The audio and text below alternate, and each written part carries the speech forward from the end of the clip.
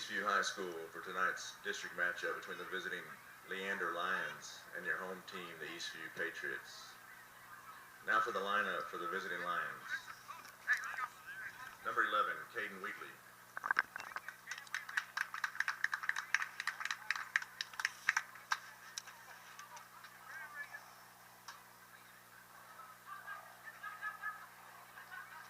Number 7, Andrew Wintello.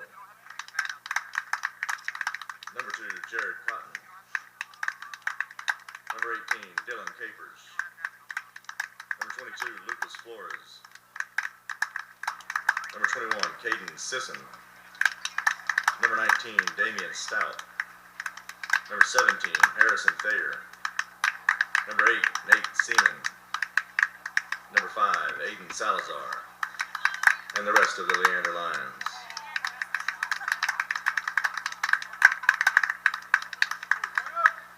Tonight we have the privilege of honoring our teachers at our annual Teacher Appreciation Night. Each player has selected one faculty member to show their appreciation for the impact that they've had in their educational endeavor. Number 2, Ryan Pullen is accompanied by his art teacher, Mrs. Grismala.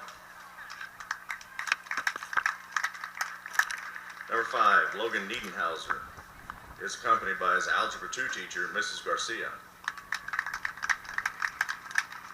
Number 7, Trey Walter is accompanied by his English teacher, Mrs. Bogar. Number 8, Daniel Boyer is accompanied by his criminal justice teacher, Miss Miller. Number 9, Ben Berglund is accompanied by his physics teacher, Mrs. Burton. Number 10, Jesus Santana, accompanied by his environmental systems teacher, Mrs. Ariano. Number 11, Tyler Huerta is accompanied by his math teacher, Coach Doyen. Number 12, Patrick Reyes is accompanied by his Spanish teacher, Mrs. Reeves. Number 13, Joe Quintanilla is accompanied by his aquatic science teacher, Mrs. Allen.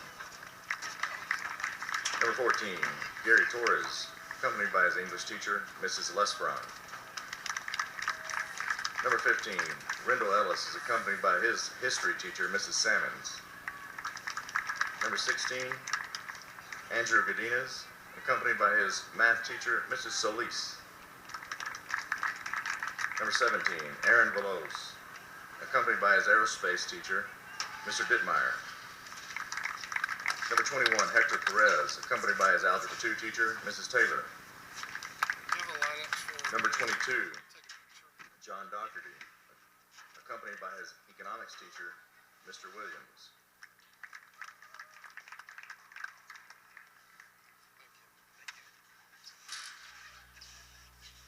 Once again, teachers, we appreciate all your efforts. Ladies and gentlemen, please rise for the playing of the national anthem.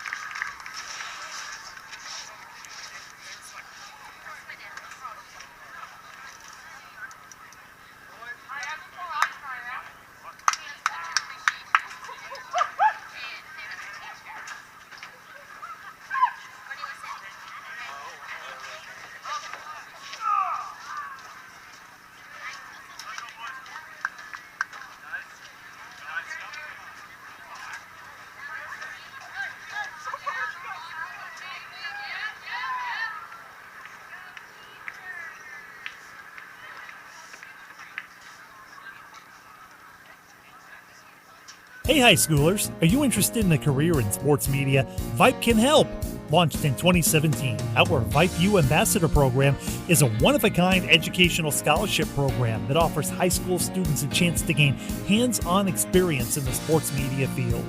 Vype U also gives students a platform to build their portfolio of creative work under the guidance of Vype's seasoned professionals. From covering games to publishing photos, writing articles, and conducting on-camera interviews, each Vype U ambassador receives an immersive experience geared toward their interests, while promoting their own school and preparing them for their future. Email info@vypemedia.com to find out more about Vype U today.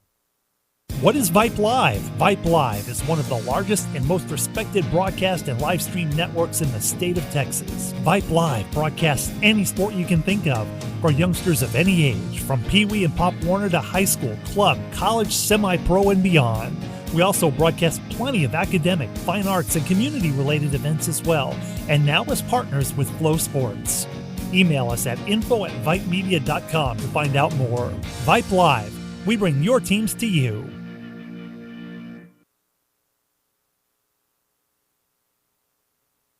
Interested in Vype Campus? Vype Campus brings our popular citywide media days right to your doorstep. As a Vype Campus client, we will work with you to help you take advantage of our unique campus model to build a unique experience for your school. From media day photo shoots of all your athletes to game day coverage, broadcasts and live streams, video and digital content, hype videos, the Vype U program, same-day graphics, and of course your very own campus magazine, Vype Campus is truly whatever you want it to be. Email info@vypemedia.com to find out how to join Vype Campus today. Question. When you walk into the boardrooms of the most successful companies here in Texas, who do you meet? Answer. Men and women who played high school sports. Education-based high school sports give us more than athletes we can root for. They give us leaders we can depend on. Question. So where will we find tomorrow's leaders? Answer. High school sports. This message presented by the Texas University Interscholastic League and the Texas High School Athletic Directors Association.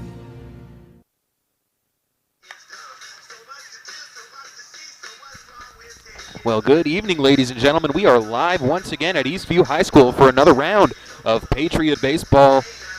We've got a little bit of a nice homestand going in for the weekend. It's almost like a college schedule, only we're only getting in 2 games. We've got our first one tonight here, getting ready to go at 7 p.m. That's what you're here for now, as Eastview already taken the field. And tomorrow we've got a game at 1 p.m. that'll also be back here. Liberty Hill will be coming up. I guess coming over? I'm not sure which, but believe that is the schedule. Going to go ahead and pull it up in a minute to take you through it. But before we do that, we want to take a look at the Leander Lions, who enter tonight at 13-5. They are 4-2 in district play. We've got a bit of a logjam in the district standings. Cedar Park, a bit of a surprise, has sole possession of first place right now. They are 5-1. And then we have your second round of teams, which is Liberty Hill, Rouse, Leander, and Georgetown. All of them sit at 4-2. And at 1-5 are Glenn, Marble Falls, and Eastview. So in a way, Eastview is tied for third, but of course they are not actually tied for third. They're hanging around there at the bottom of the district standings right now, hoping to get their second district win of the season here tonight against a very talented Leander team. Like we said, 13-5, 4-2. It will be Logan Niederhauser on the mound for your Patriots. He has been excellent, especially when he has come in as a starter. Some of his starts have been just absolutely excellent. And yes, it is Liberty Hill tomorrow, the 9th at 1 p.m. We will have that for you on Vype Live. But for now, it is the Leander Lions coming to the plate. Leading off for them is going to be number 11, the left fielder, Caden Wheatley.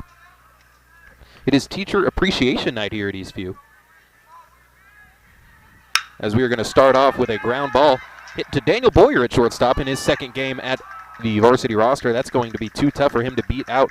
The long throw is not in time. Caden Wheatley starts off with an infield single. So nobody out with a 1 aboard. We have our second batter of the night. It'll be Andrew Buentello. Buentello, the second baseman, number 7. So we'll go ahead and take you through the Leander starting lineup here if you were not able to tune in pregame, if you're just getting to us now as we get started a little bit early, not quite 7 o'clock, but it's an absolutely perfect day for baseball.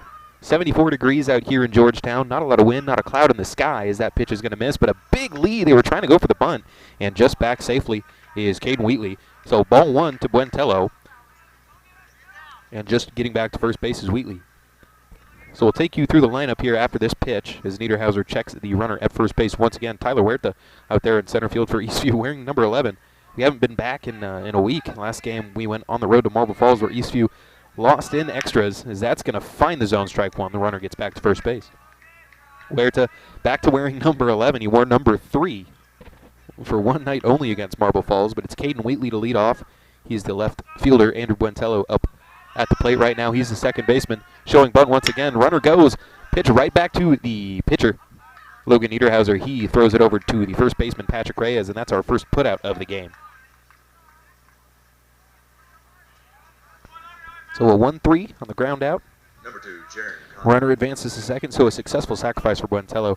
Jaron Cotton is the 3-hole hitter. He's the shortstop for Leander. So it's Wheatley, the left fielder, second baseman, Andrew Buentello, shortstop Jaron Cotton, first baseman Dylan Capers, third baseman Lucas Flores, catcher Caden Sisson, DH Damon Stout, right fielder Nate Seaman, and in center field Aiden Salazar. Is that pitch going to miss and get away from Quintanilla? The runner going to be able to advance to third base. So with 1 aboard and 1 out, the runner advances to third base. That's Caden Wheatley. For Eastview, we'll take you around the infield first. We've got a bit of a change-up in the batting order, which we haven't really seen a whole lot of. We've seen it switch up at the back end of things from game to game, but the top of the order has been pretty consistent. We've got a big shake-up here in this one, as Niederhauser comes set and delivers the first pitch. That one's hit well over the infield. That'll be down for a base hit. Runner comes in to score. Fielding it cleanly is Ben Berglund, who's out in left field, but a 1-out single gives Leander the lead here in the first inning. It's 1-0. Number 18,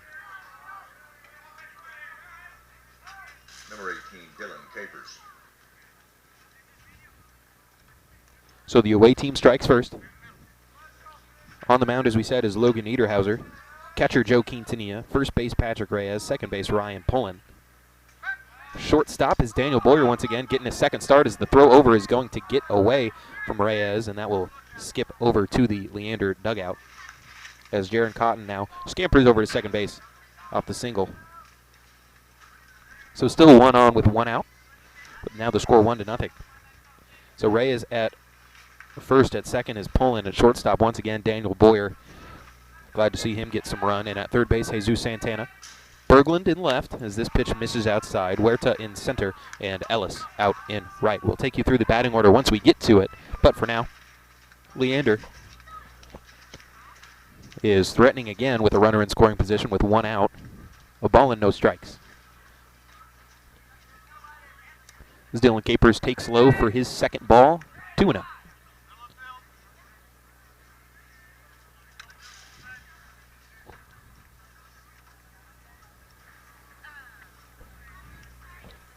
Not nearly as windy as it's been. And a bit of a nice from the weather to cool down, as it's been a pretty hot week. This is one of the cooler days that we've had this week. Into the mid-70s with the temperatures steadily dropping. Sunset going to be at around 8 o'clock here tonight. So we'll have plenty of sun for the beginning of this one, but Eastview now with a 3-0 count to Capers. Capers taking that one all the way right down the middle, strike 1. Cotton remaining at second base. Drove in Wheatley.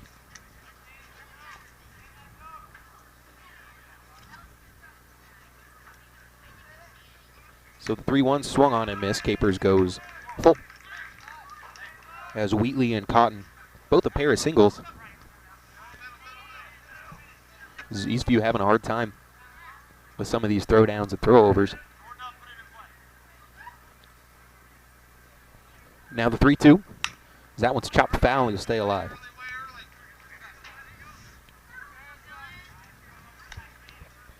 The Lion first baseman getting around on that one just a little early. But now 3-2, 1 out. Niederhauser looking in. Checks the runner at second. Comes set. Here's the 3-2. As that one, a breaking pitch, just missed the inside corner, and that'll be the first walk of the game issued by Niederhauser. Now 2 aboard with 1 out. Brings up third baseman Lucas Flores.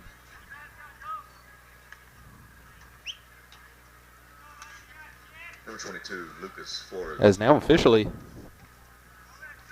baseball is all the way back to Major League's opening day yesterday. College baseball in full swing and high school baseball in full swing as well. It's good to have it back as we head towards the summer. But now runners on first and second, 1 out, 1-0 lead already for Leander in the first. So that one's going to miss the outside corner, ball 1.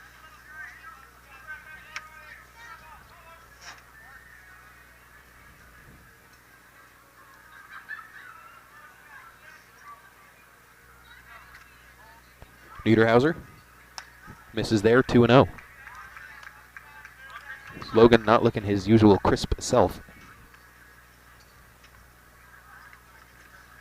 Harrison Thayer will be on the mound for Leander in the home half.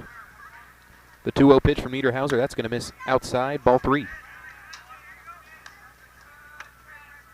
Catcher Caden Sisson is on deck.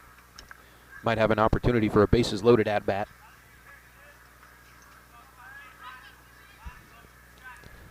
But first, the 3-0 to Flores is going to miss high. That's a 4-pitch walk from Niederhauser.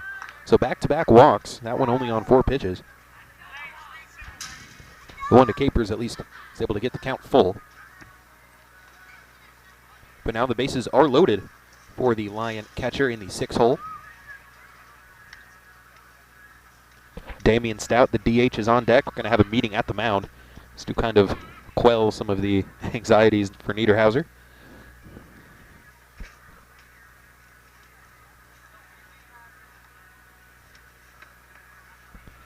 Some coaching.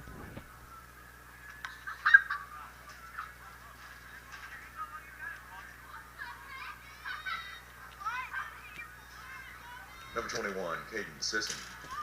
But now Sisson up to the plate.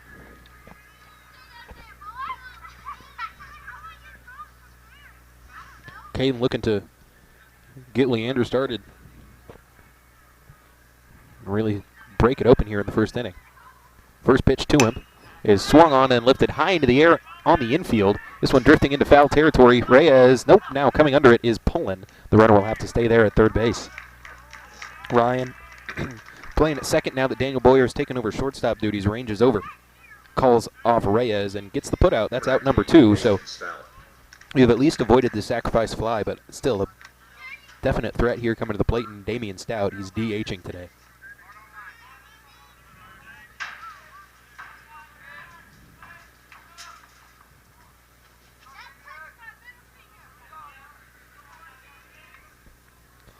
So Damian Stout, the first pitch to him, that's going to miss outside, ball 1. Sisson getting a little aggressive. When you have a pitcher that's had a little bit of a hard time throwing strikes in the early going, you might not always want to offer at the first pitch. As here's the 1-0, as that's going to miss high, ball 2, as now you see as Sisson swung at the first pitch. Other than that, Eastview pitcher Logan Niederhauser has thrown what? 7 straight balls? So 7 out of his last 8 pitches have been out of the zone. Now here's the 2-0.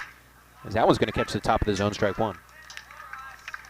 That is all to say. Sisson, maybe not in his best interest to swing at that first pitch, but Eastview certainly will take it now. 2 outs in the top of the first inning. The 2-1, once again high.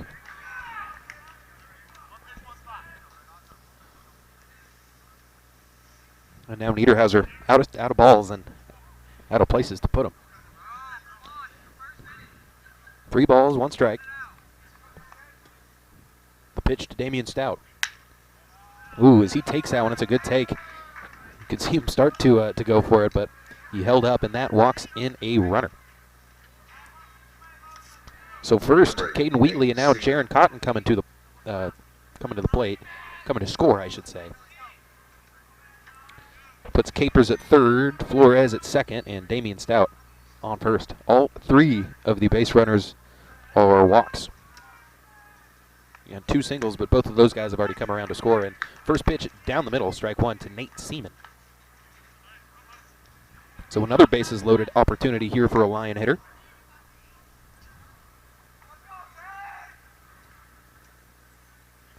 As this one's foul tipped into the glove of Quintanilla for strike 2. So Nate down 0-2 now.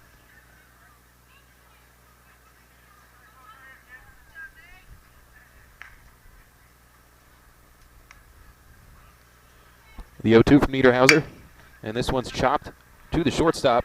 He'll throw over to first. It's a little high, but Reyes is able to keep his foot on the bag, and that will be out number 3. So 2 runners come to score on a pair of base hits and 3 walks for the Leander Lions, but Logan Niederhauser able to get out of it without allowing any more damage. We head to the home half of things, where we will go ahead and keep it here. We will get you the Eastview starting lineup for the batting order. You know who's out in the field, now you got to know who's coming to the plate. And it's a big one. It's a big change. I know I teased that a little bit, but I'm personally excited about it. I love shuffling it up when things aren't working. The big one is Ben Berglund shifted out of the leadoff spot. He only drops down 1 spot to 2, though. It's Daniel Boyer, the shortstop, leading things off for your Patriots. Ben Berglund, left fielder, second. Center fielder, Tyler Huerta. Patrick Reyes, the first baseman. Third baseman, Jesus Santana, batting 5th. Ryan Pullen shifted down a little bit. He's the usual 2-hitter. He's been pushed back to 6 here tonight. He is at second base. The DH, Gary Torres, batting 7th. His hitting struggles have continued into this district run a little bit, so he'll head down to the bottom of the lineup, try and work some things out, and then Joe Quintanilla, the catcher, and the right fielder, Rendell Ellis, round out the lineup for the Patriots. So Boyer, Berglund, Huerta, Reyes, Santana, Pullen, Torres, Quintanilla, and Ellis. That is your 9 for the Eastview Patriots. Logan Niederhauser not going to be hitting tonight. They will be using the DH. But when he's been in there,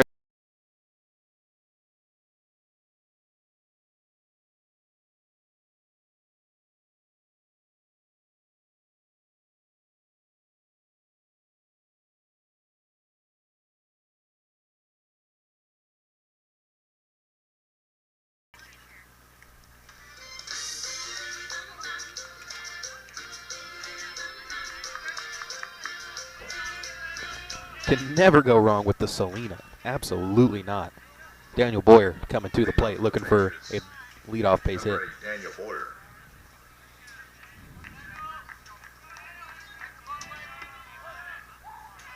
So here we go, Thayer. The delivery, that is going to catch the bottom of the zone, strike 1. Saw Boyer, the pretty patient approach in his first start against Marble Falls. It led to a few 0-2 counts, but played pretty well in his first appearance. Now he's looking at a ball and a strike as Thayer, the 1-1. That's going to catch the outside corner, so no swing to the bat so far for Boyer, and he's down 1-2.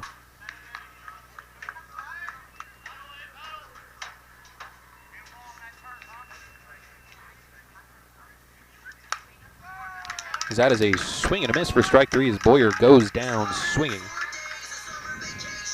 As I'm feeling this the first 2 batters at least. You got Selena for Boyer and then Ben Berglund, the Phineas and Ferb theme song, which we have covered in depth, but that is of course Bowling for Soup, the band performing the song.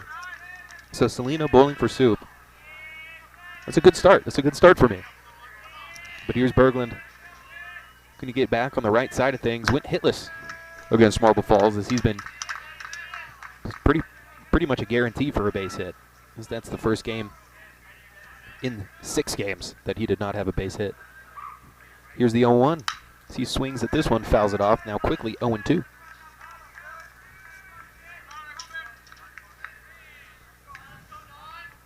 As Thayer has been aggressive, he's been attacking the zone for Eastview. Really making him struggle here behind the plate.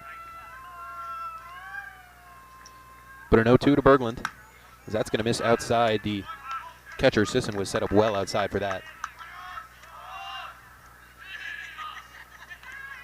But in his first, 7 pitches, only 1 ball thrown, or 2 balls thrown. As that's a swing and a miss. Another swinging strikeout for Harrison Thayer. 2 up, 2 down. bringing up Tyler Huerta.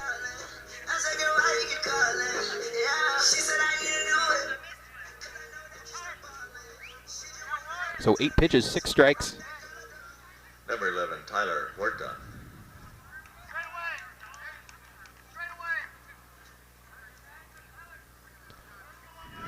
As the left-handed hitter for the Patriots comes to the plate. Wearing his number once again. Talked to his dad a little bit. He said he'd never worn 3 before. He'd worn some other numbers other than 11, but 11's his go-to, and he'd never worn 3 in any organized setting before. So a little limited edition situation going on against Marble Falls is now a 1-1 count to the Patriots center fielder.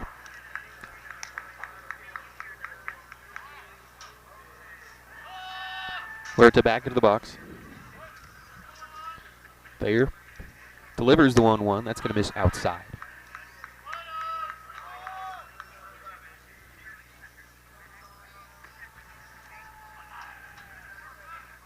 So Huerta now going deeper into this at bat than any other Patriot players. That one's going to miss outside for ball 3.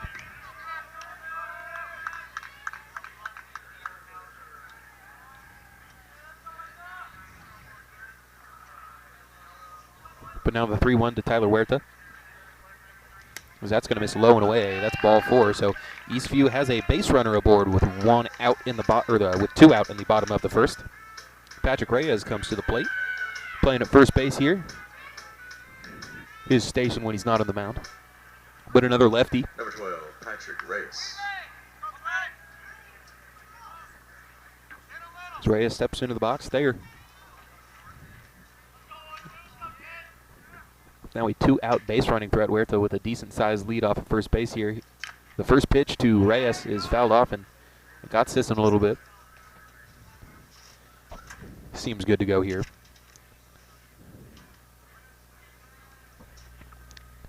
It's going to give him a minute to get right here. Looked like it popped him up in the neck area.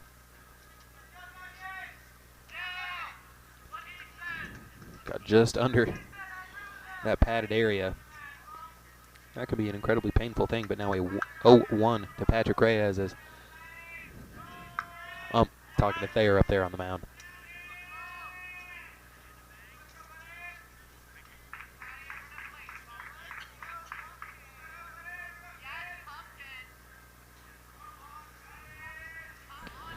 Just about ready to resume now.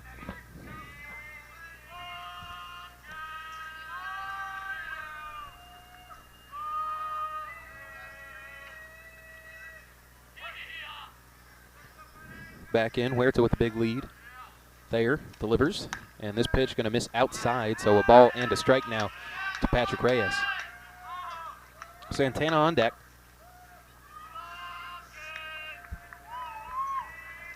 Thayer looking in, getting his sign, checking Huerta at first base. The throw over will be well late, as Huerta had a pretty good read on that one. But now a ball and a strike once again. Here's the pitch. That's going to miss just outside, 2-1.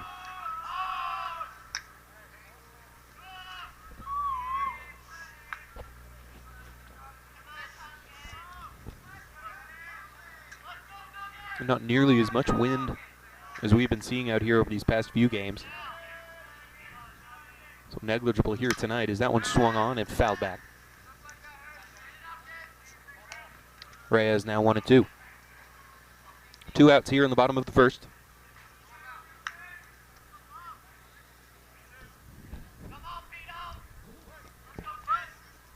They're looking to avoid any more damage than just a walk at first base. The 1-2. That's going to miss outside. So count evens up. 2 balls, 2 strikes to Patrick Reyes.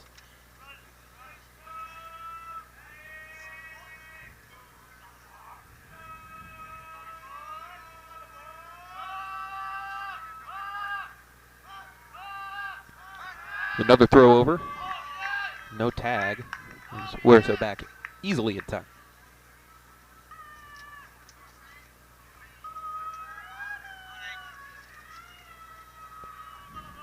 The 2-2. Huerta goes. That's swung on and missed. Strike 3.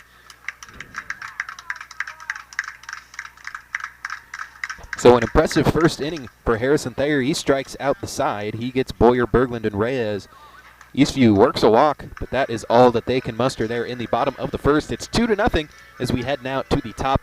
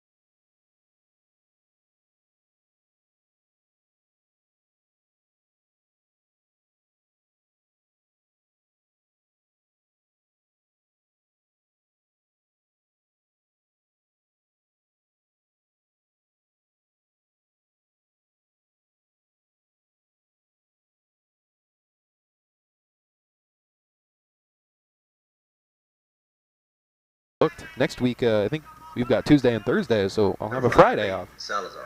It's a strange thing. But I'd like to thank you for tuning in here tonight.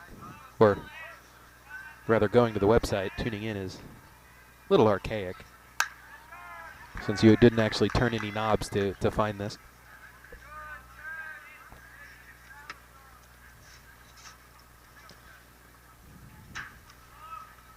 But this is the one hitter Niederhauser hasn't faced yet, as this one's chopped down the third base line.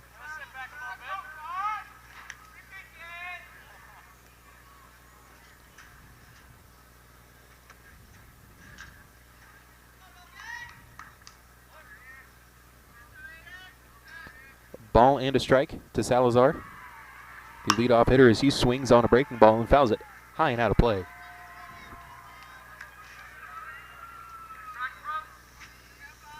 .72 degrees in Georgetown.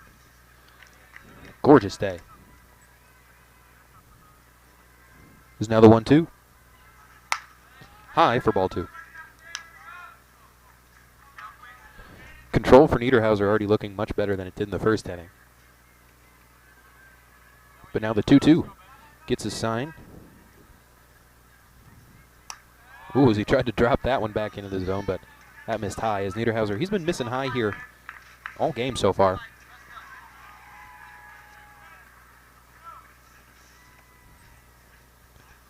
Niederhauser, the full count pitch. As that's going to miss high, and the leadoff man is aboard once again. This time via the walk. That's already the 4th walk issued by Niederhauser here tonight. So the lineup will turn over. It's Caden Wheatley, the left fielder, coming up to plate. Singled and came around to score the first run of the game for the Lions, and the top of the first.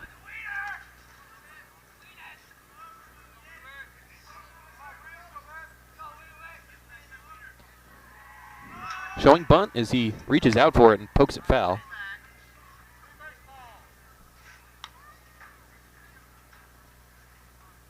Buentello on deck.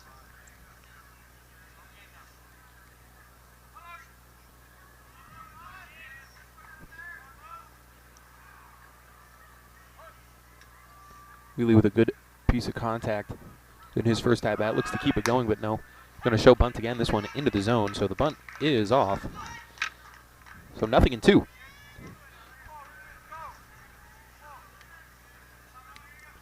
The Lion left fielder steps back into the box. Niederhauser checks the runner at first base.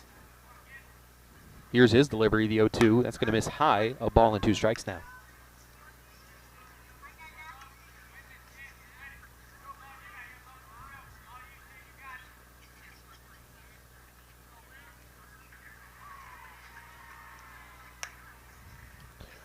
One going to miss as well. So an even 2-2 count now to Wheatley. Leander looking to improve to 6-2, maybe break up that log jam. That's for second place as he lifts this one high into the air. That'll stay on the infield. Reyes ranging back. Pullen going to settle under it, and that's the second time we've seen that here today.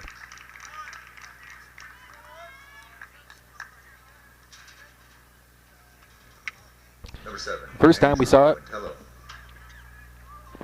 was back in the first inning as Andrew Buentello comes to the plate. It's the second pop out that Pullen has gloved, the one off the bat of Sisson and one off the bat of Wheatley. Now Buentello, his second at-bat of the game in the second inning now.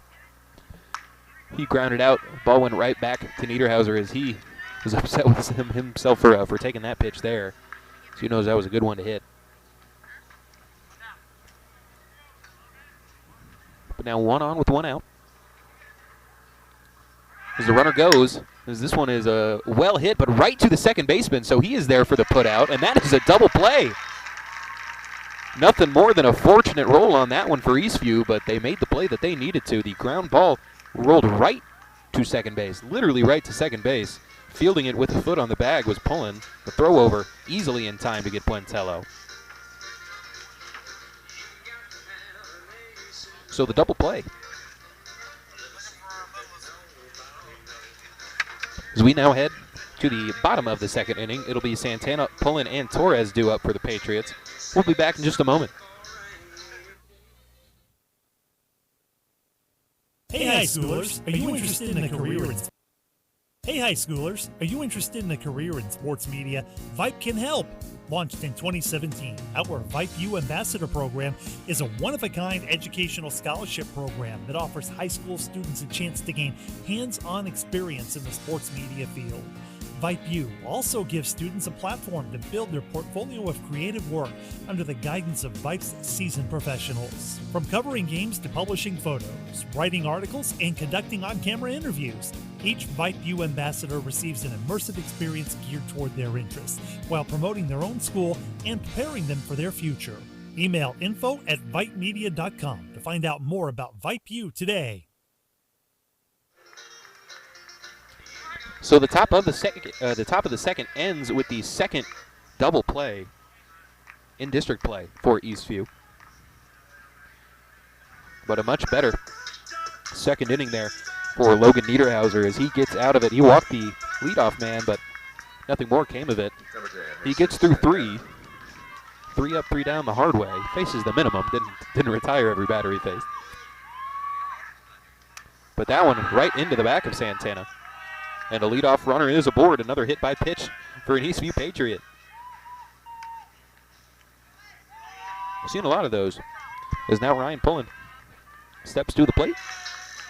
He's struggled a little bit offensively. Maybe he can find his home here in kind of the middle of the order.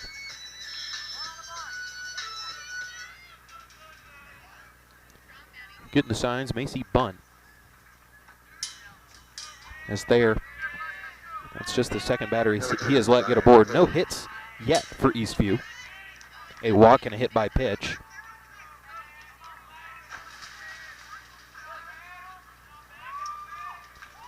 Bunting all the way is Pullen. That's a good one. As chasing it down is Thayer.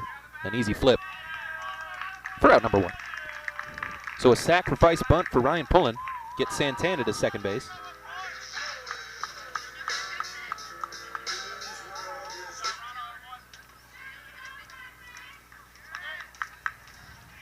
Brings up the DH, Gary Torres.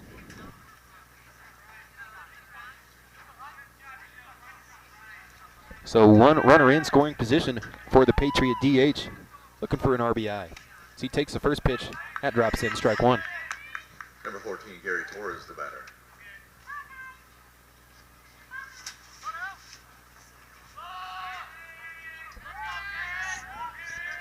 They're looking at the runner at second.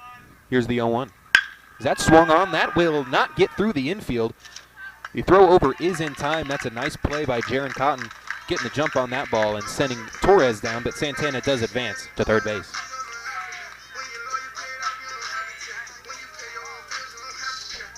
So Quintanilla now will need a base hit to drive in the runner, but he is just 90 feet away. Joe Quintanilla.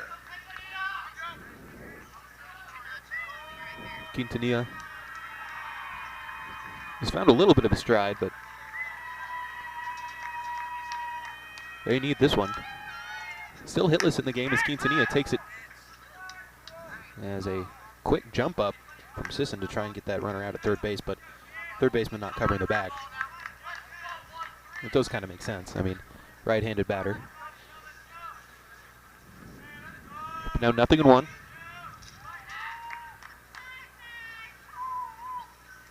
Quintanilla swings on it. This one's lifted high, drifting into foul territory, and it will get out of play. Off the top of the batting cage. Now 0-2 to Quintanilla. Thayer has him all set up. He struck out the side in the first.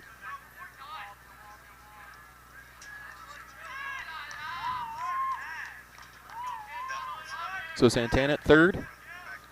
The 0-2 to Quintanilla. And that got him looking.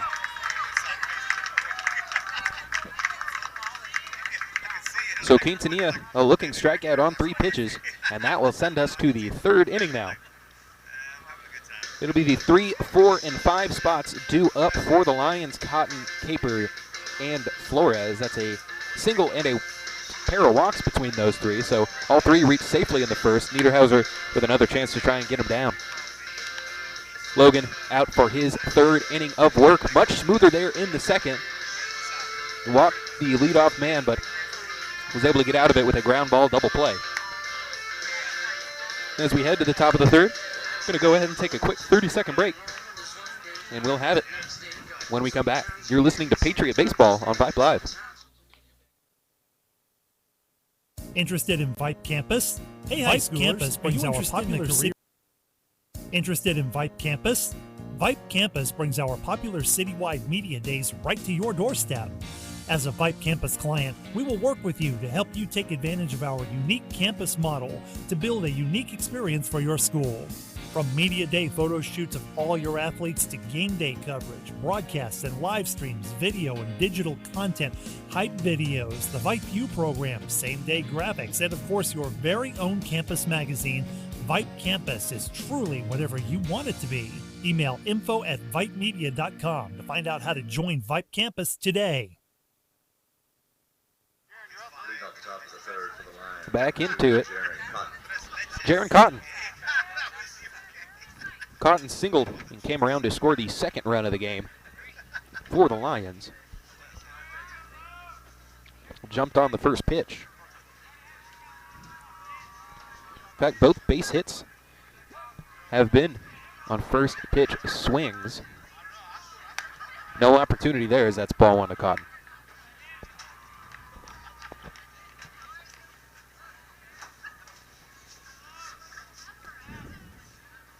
Niederhauser, the 1-0. Make it 1-1. That's fouled back our way.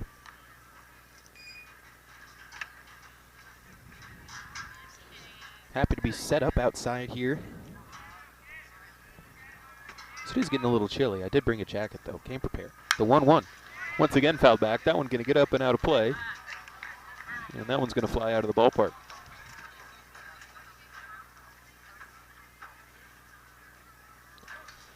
So the 1-2. Niederhauser comes set. The pitch. Just off the plate there, ball 2.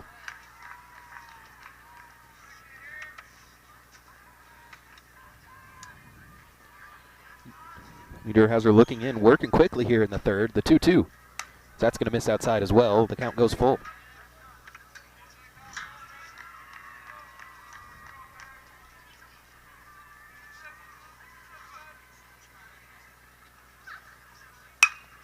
This one swung on, lifted into the air. This will be a tough play. Huerta coming on and tracks it down for out number 1.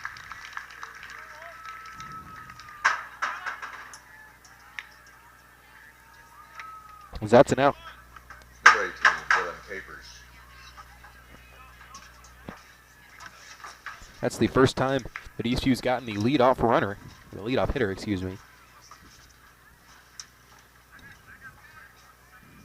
As now after the first inning, Niederhauser has settled in a big way.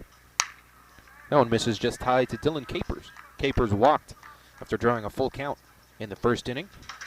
Did not come around to score. He ended up at third base. He was at third with 1 out. Now 1-0 to him. Niederhauser delivers. That's going to miss high. Now 2-0.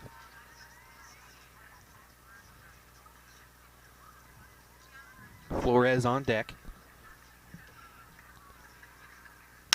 That's going to miss outside. So a 3-0 count. As Capers already walked his first time up. As Niederhauser looks in, getting his sign. Here's the 3-0 pitch. That's going to miss as well. So a 4-pitch walk there to Dylan Capers. As he has reached safely on a walk in both of his at-bats. Now Flores comes to the plate with 1 aboard and 1 out here in the top of the 3rd inning.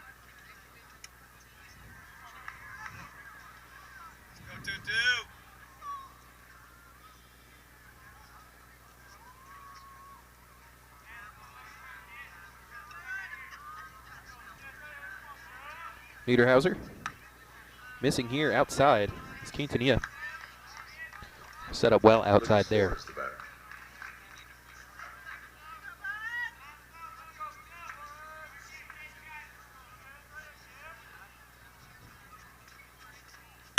That one's chopped, and that'll get by the first baseman, Reyes. Runner going to have to stay at second, so they'll just move station to station. A base hit for Lucas Flores. He is 1-1 today, also with a walk, so he's reached safely twice. Caper moves up to second base. Caden Sisson due up. Popped out in the first inning. Number 21, Caden Sisson.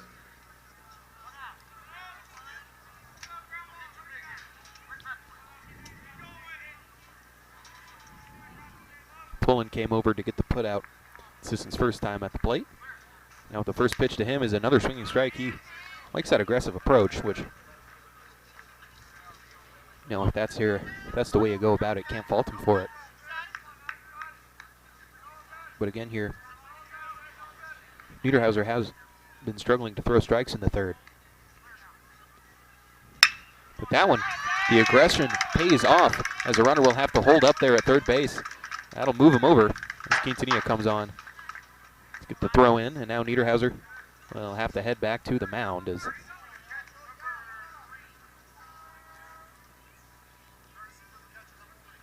we will have a courtesy runner. Number 19, as Caden Sisson on the base hit is the catcher. So a good piece of hitting there for Caden.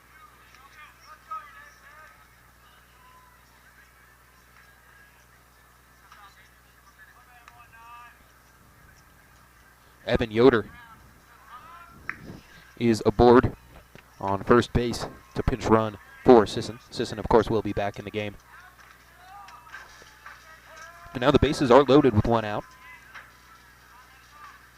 Back-to-back base hits.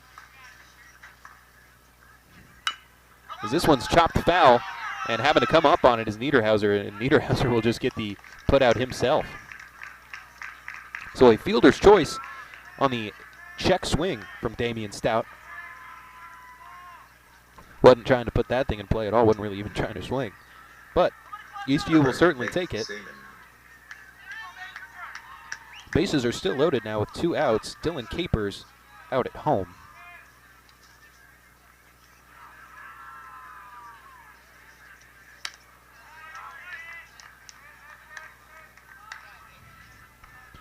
So an unassisted force out at home plate from the pitcher.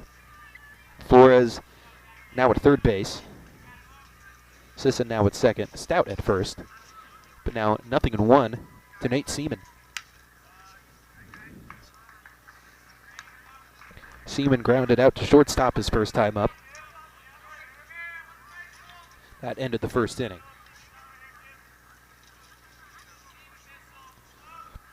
The 1-1. As that one's hit to the shortstop, Boyer, and Boyer will step on the bag for the force out, and that will end the inning. Back-to-back ground outs to Boyer for Nate Seaman.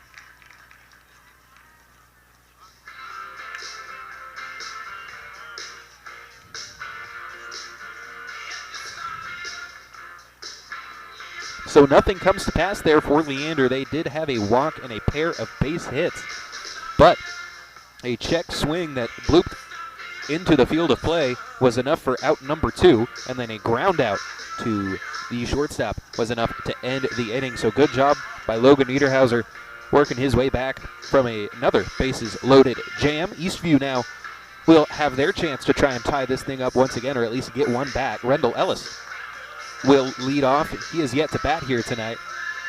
Both the bottom of the first and the bottom of the second, Eastview was able to send one batter to the base paths.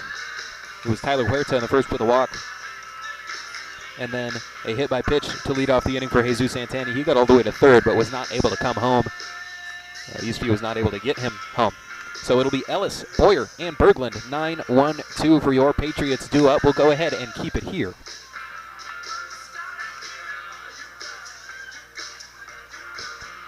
So we are moving quickly here in this one.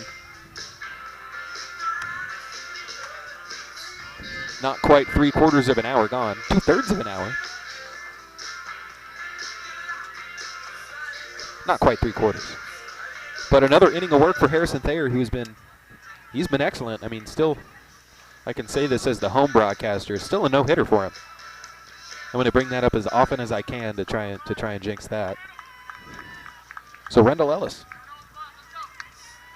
the bottom of the lineup for your Patriots. Playing out in right field, hasn't had to call his name. Hasn't been a lot hit into the outfield here. That'll catch the zone.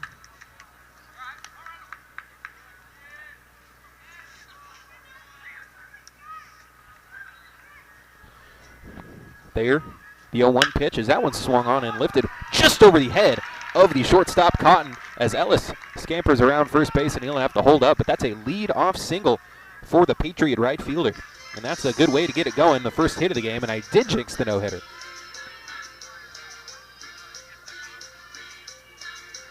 You're welcome, everybody. But that's the second straight leadoff hitter getting aboard for Eastview. Last inning it was a hit by pitch. This time it's a single. So Daniel Boyer struck out his first time up. It was swinging. Comes up to the Salina. The throw over not in time is there. He has been worried with the base runners here. Quite a few throwovers for him. And as smart as Ellis does take a shorter leadoff first, as this one skips low for ball 1.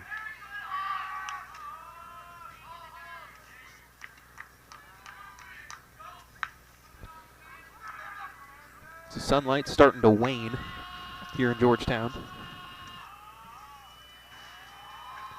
The 1-0 to Boyer, showing bunt. He pulls it back, and now caught in no man's land is Ellis. The throw to second base will be in time, as Boyer was trying to show bunt, and Ellis got caught in no man's land there. So caught stealing, and now nobody aboard with one out.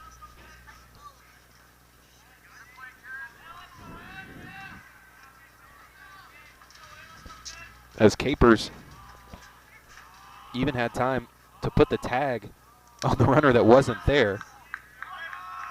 So he tried to tag Ellis going back to first, and then realized that he had been caught.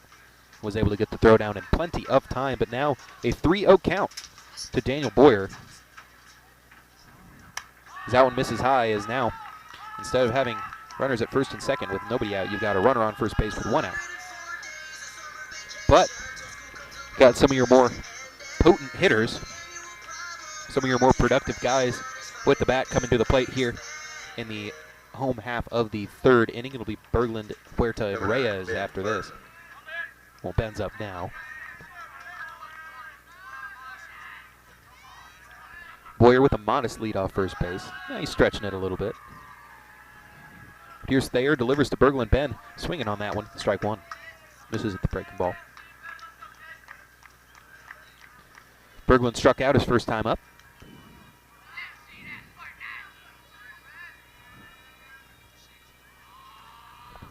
Thayer looking in. Checks Boyer at first base. The throw over is not in time.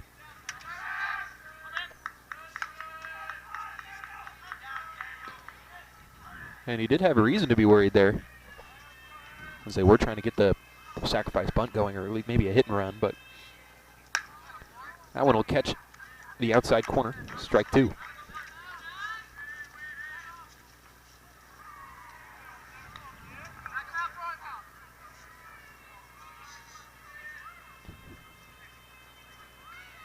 Berglund looking to avoid his second straight strikeout.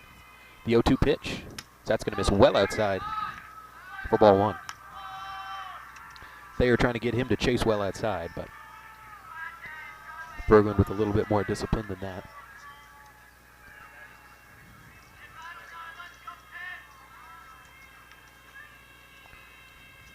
There's the 1-2. Thayer, the delivery. That one swung on and lifted high into the air in the infield. That'll stay in play, and that'll drop in. That dropped right at the foot of Thayer. Didn't put a glove out. So Berglund dodges a bullet there. As Leander certainly should have been able to get Berglund on that pop-up. Now you got to make him pay. If you can survive a mishap like that, you got to get aboard. So Berglund back into the box, a right-handed hitter. The 1-2 to him. He fouls this one back late on it, but he's trying to stay alive.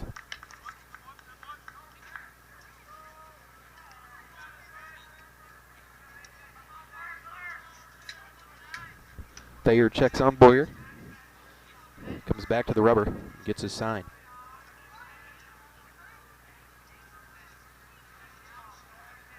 Another 1-2 to Berglund, as that one's going to miss low and away. So now 2 balls and 2 strikes to the Patriot left fielder. He's kind of established himself in that role. Seen him bounce around the infield. We've seen him on the mound, but Berglund seemed to have locked in that left fielder spot. Now 2 balls, 2 strikes. So he swings at this one, fouls it back. A good at-bat here developing for Ben Berglund.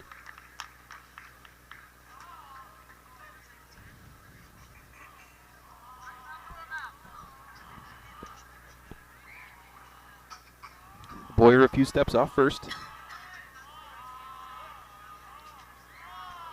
Thayer comes set. The throw over, not in time once again. Boyer's tempted fate. He's not sliding when he's getting back.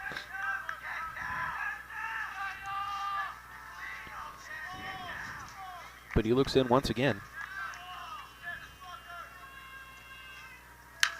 Swung on and fouled away. Another one getting out of play for Berglund. Because at the very least, he's working up Thayer's pitch count. Because he's been relatively untouchable through 2 innings.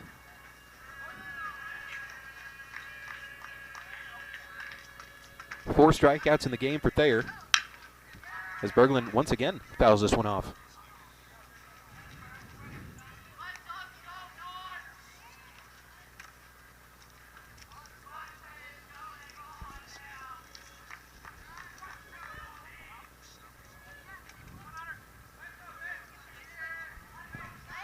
Ready to go once again. Count still 2-2. As Ben is putting together a heck of an at-bat. Boyer at first base after drawing the walk.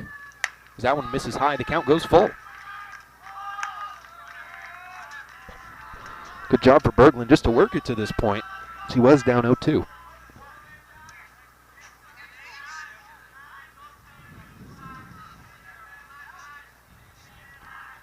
The 3-2 fouled off as Boyer did run. That one hops over the Georgetown bus, or the Leander bus.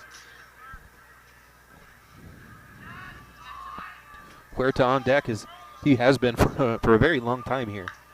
But now 3-2, 1 on with 1 out. Just 1 hit in the ball game for the Patriots so far.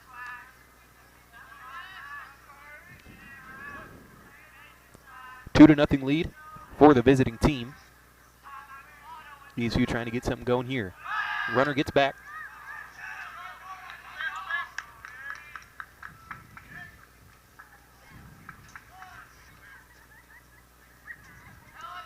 Now another payoff. Here's Thayer's delivery. The runner goes. That misses outside, but it's ball 4. And he was safe anyway, but comes up a little slow there. That was a wholly unnecessary play as Berglund reached via the walk, and that was just a gorgeous, gorgeous at-bat for Ben Berglund. And very tough for Harrison Thayer to lose Berglund there, especially when you had him on a pop-up. So Berglund accomplishes that mission to make the defense pay for a poor defensive play. So when you should be out, the most devastating thing you can do is get on.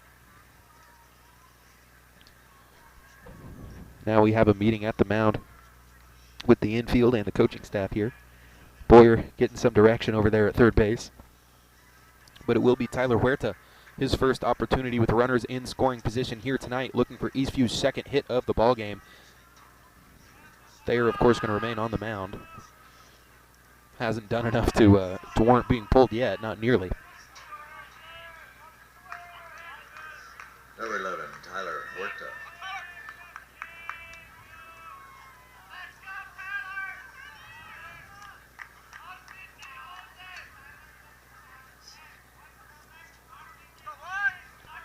The lefty steps into the box. Runner in scoring position. First pitch to Huerta. Catches the zone. That's a beauty of a pitch. Strike one. Huerta, the lone base runner for Eastview in the first inning. He is walked today, so 0 for 0. But now the 0-1 to him. So he lifts this one high and deep into center field. There will be a play on it, and it looked like Boyer, to me, it looked like he left early. I think he left early. Yep, he did. That's out number 3. So Huerta flies out to center, and Boyer left a little bit early on the tag, and that will be it for the bottom of the second. So instead of runners at the corners with 2 outs, the inning will end.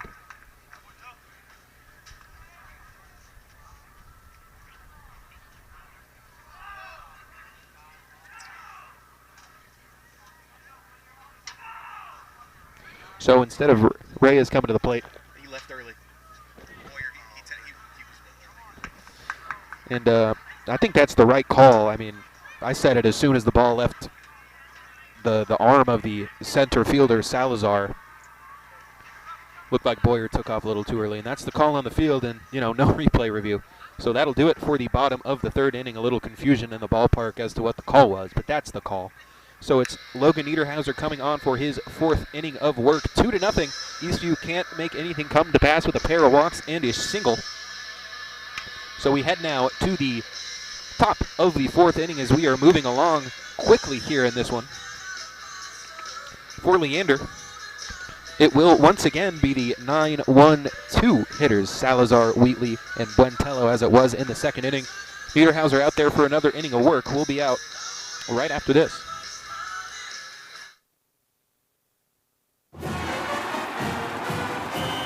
I loved playing high school sports.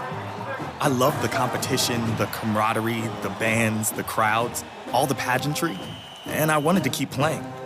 But I graduated. No colleges called, and neither did the pros. So, to stay close to the game I loved, I decided to become a high school official. You know, a referee.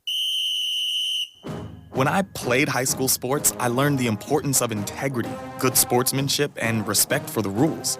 Now, as a high school official, I get to help model these same values to others. Maybe the colleges and the pros didn't call, but the kids in Texas did. And now, I'm enjoying the competition, the camaraderie, the bands, the crowds, and all the pageantry of high school sports all over again. Interested in becoming a licensed high school official? Go to highschoolofficials.com to learn more and begin the application process.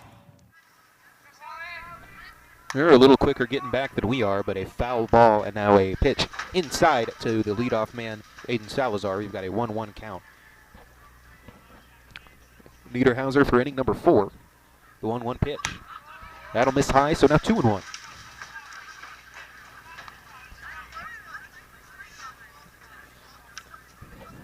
Salazar walked in the second inning.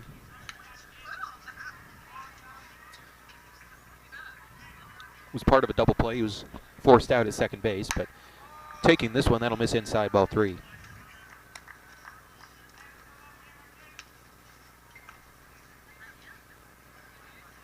So 3 straight balls from Niederhauser.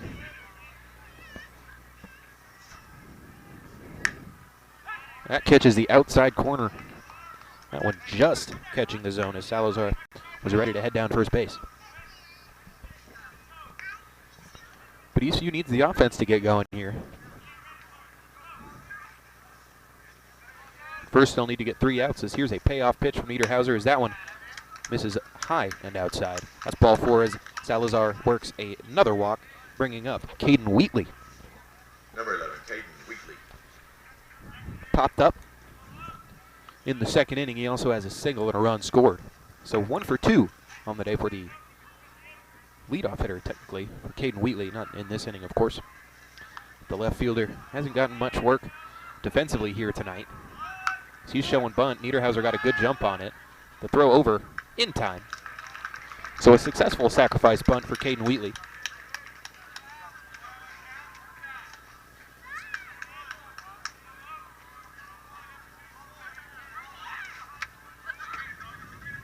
Number 7, Andrew Buentello.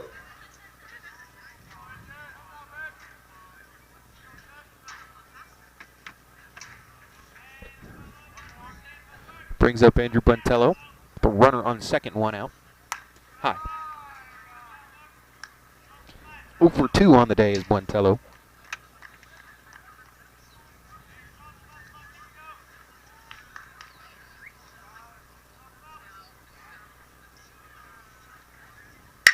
This one's hit well right at Boyer. The throw over is in time. A nifty defensive play there for the young fella at shortstop.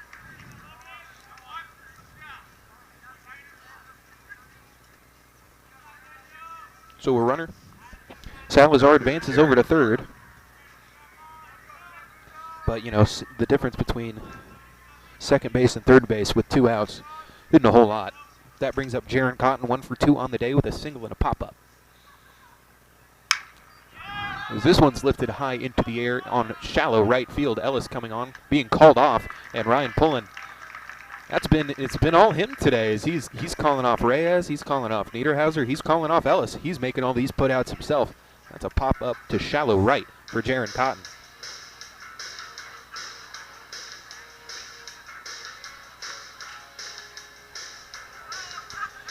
But that'll do it. Not quite 1-2-3 as Adam Salazar walked, was able to get all the way to third base. But that is all that they can muster there in the away half of the 4th inning. We head to the home half.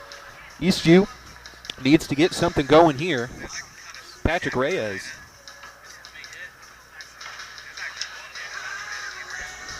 will be due up for Eastview, so it's Reyes, Santana, and Pullen due up here in the bottom of the 4th. Once again, it will be Harrison Thayer. We'll be back right after this. Hey high schoolers, are you interested in a career in sports media? Vype can help. Launched in 2017, our Vype U Ambassador Program is a one-of-a-kind educational scholarship program that offers high school students a chance to gain hands-on experience in the sports media field. Vype U also gives students a platform to build their portfolio of creative work under the guidance of Vype's seasoned professionals. From covering games to publishing photos, writing articles, and conducting on-camera interviews, each Vype U ambassador receives an immersive experience geared toward their interests, while promoting their own school and preparing them for their future. Email info@vypemedia.com to find out more about Vype U today.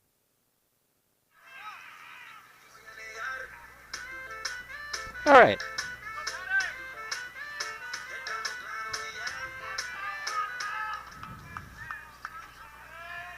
Number 12, Patrick Reyes.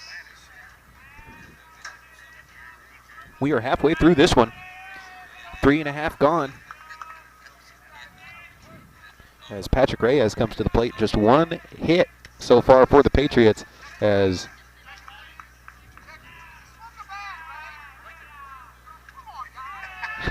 it's the very delayed check on the check swing rules that Reyes did not offer at that one. I think that's the right call, but the Leander dugout doesn't like it. So now 1-0 to the leadoff hitter in the bottom of the 4th, Patrick Reyes, the first baseman. So he swings at this one, so a little more sure about that. But Reyes did strike out his first time up. He's now 1-1. As Harrison Thayer has just been lights out here this evening in Georgetown. That'll miss outside the 2-1.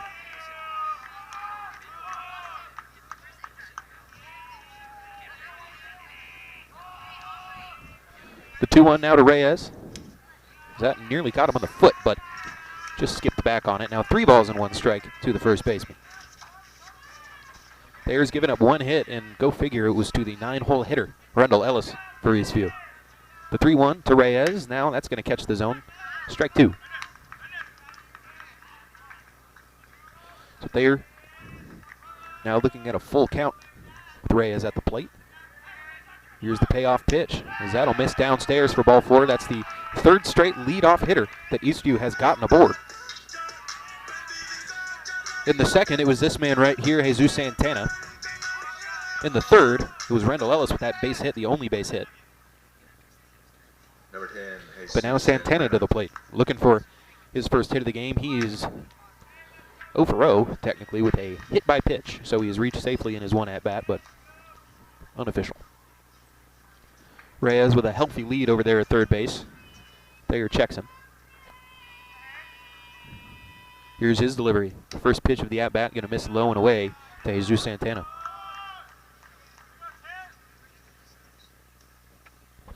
Just 1 hour gone in this one, as both these pitchers are working quickly. Also helps that we haven't had too much traffic on the base paths for either side. Getting a runner or 2 aboard each inning, but as good as Thayer's been, he has not had a 3 up, 3 down inning. But at the same time, Eastview has only sent 4 to the plate in each of those innings, as this one's hit into no man's land, as that'll drop down for a base hit, as Reyes kind of got caught up there, not sure if that was going to drop, but just a perfectly placed swing for Jesus Santana, as that one just kind of blooped right in front of the center fielder, and neither the shortstop or the second baseman were able to get back to it. I believe that was Wentello trying to run back on it. Either way, that counts as a base hit. So now Reyes moves up to second base, and Santana is aboard. And showing bunt and fouling that one back is Ryan Pullen. Pullen did pull off the sacrifice bunt in the second, so they're letting him go for it once again. Now 0-1 to him.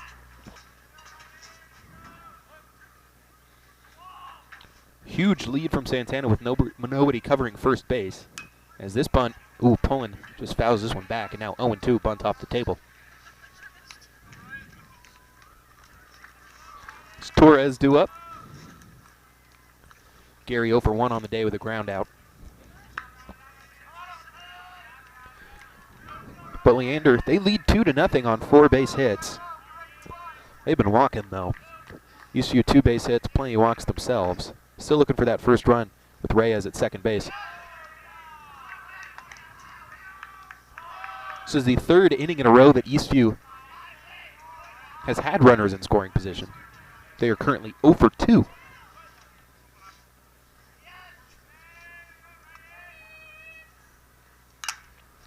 This one fouled off, Pullen staying alive.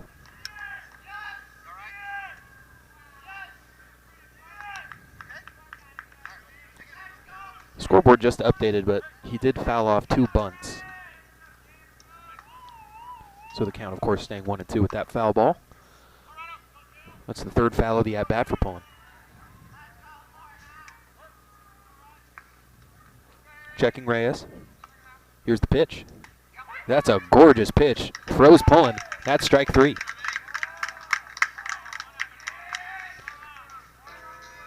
So the 5th strikeout of the game for Harrison Thayer, the second one looking. That's his first K since the 3rd out in the second.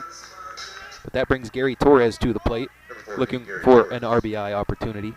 A righty, right-handed pitcher going at the left-handed batter.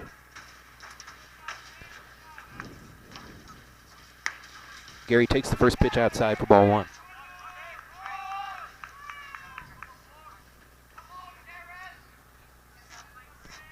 Only 1 runner has been as far as third base today for Eastview, and Gary Torres' ground out did help that happen, but the 1-0 to him. Is that another beautiful pitch there as Harrison Thayer was working with some filth here tonight.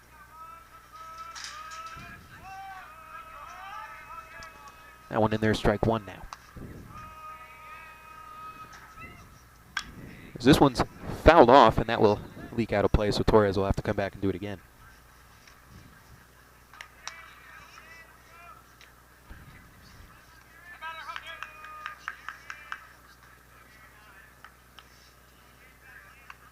The 1-2.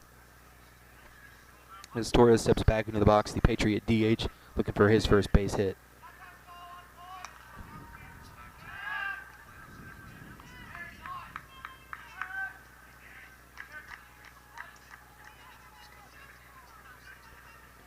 Now the 1-2, as each of these games counts, especially for these teams in the midst of playoff contention. So that one will miss low.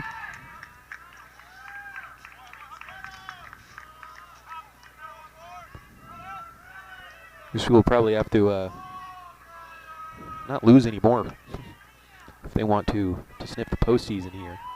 They, of course, have a bunch of incredible talent up ahead of them on the schedule, as we are about to turn over the district slate again tomorrow with Liberty Hill. That's the first time that we will play a team twice on the road at Liberty Hill the first time, so we'll be here tomorrow at 1 p.m.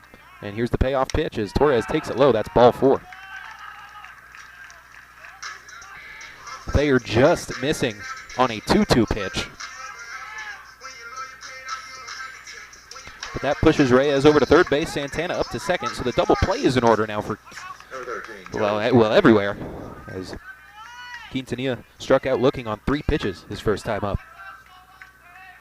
The bases are loaded with 1 out, but Thayer has the opportunity to face the 8 and 9 hitters as a situation as he fouls this one back.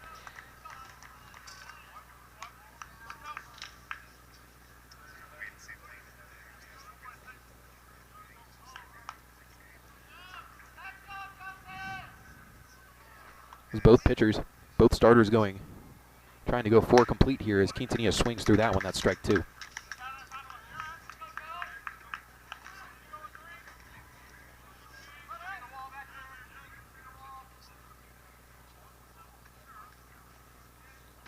The 0-2 to the catcher, Quintanilla.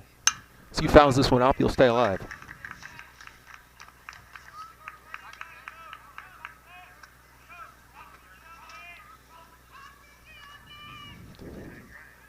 Still 0-2, but a better at bat for Quintanilla. Has a big lead there at second base from Reyes. Forces the man to step off.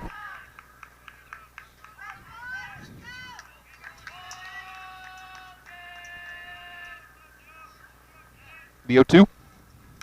As that's foul tipped, but the catcher, Sisson, can't quite hang on to it as Quintanilla will stay alive. As that one just dropped out of his glove. As the sun goes down, getting a little chillier out here this evening, down into the high 60s now.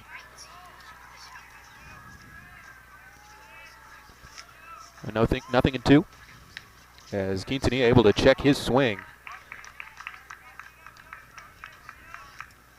These 2 batters doing a good job just staying alive through some of these at-bats. The count is just 1-2, but that doesn't really show what Quintanilla has been able to do at the plate. He's fouled several pitches off here. The 1-2 once again. Now that is going to catch the outside corner for strike 3. That one looked a little more outside than some of the pitches we've seen called strikes. But Quintanilla going down looking for the second time today. That's 2 strikeouts here in the bottom of the 4th, bringing up Rendell Ellis, who has one of the 2 base hits today for Eastview. As Thayer sends it at him, and that's fouled off for strike 1.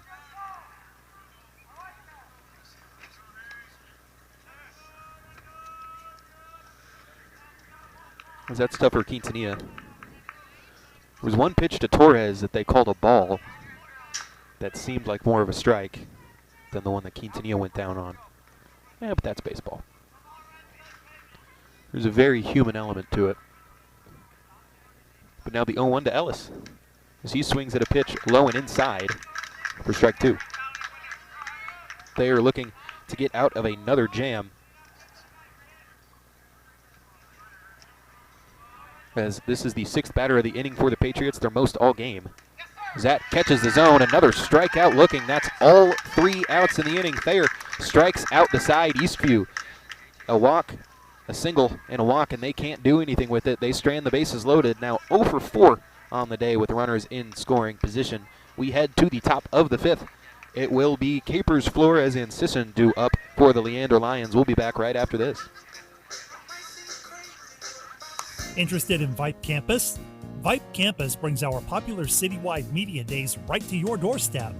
As a Vype Campus client, we will work with you to help you take advantage of our unique campus model to build a unique experience for your school.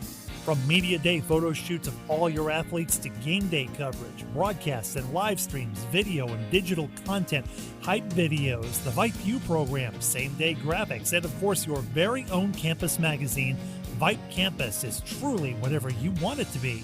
Email info@vypemedia.com to find out how to join Vype Campus today.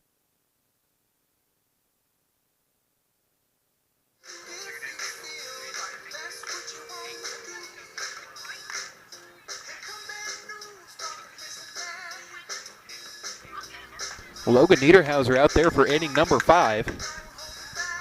He has been rock solid since the first inning. Hasn't given up Number 18, Dylan. an extra base hit here in the game. 4 base hits for Leander, all of them singles.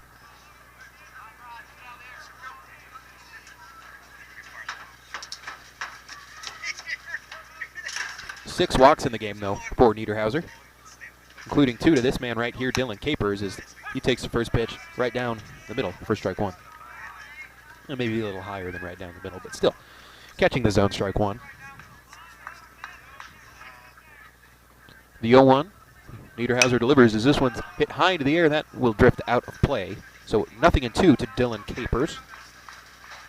First baseman who has walked in both of his at-bats here tonight. Flores is on deck.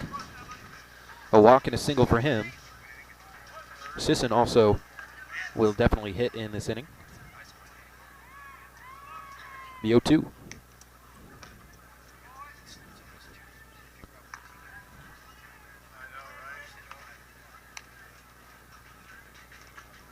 So Capers, Flores, and Sisson.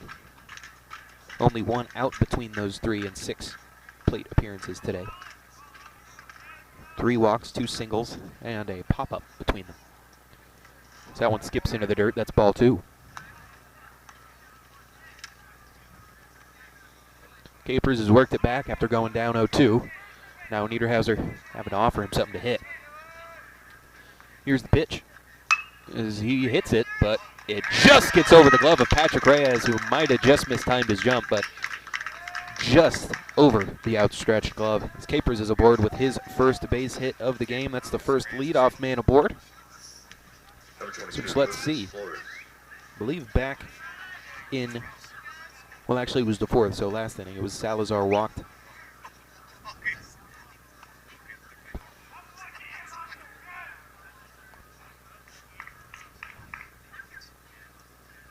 But now Lucas Flores due up, a walk and a single in the first and third innings respectively. The throw over, not in time.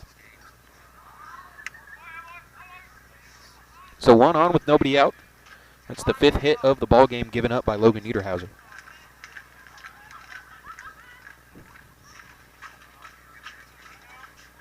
First pitch to Flores. Swung on and lifted high into the air and left. This will be playable for Berglund. Ben settles under. Makes the play for out number 1.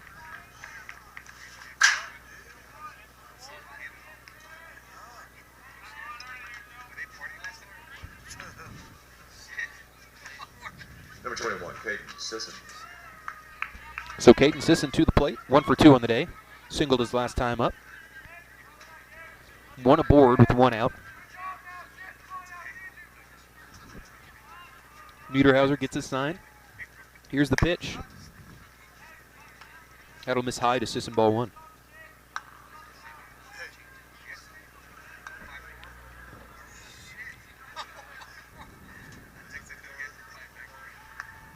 The 1-0. Swing and a miss there. As Caden Sisson now evening the count with that swing, 1-1.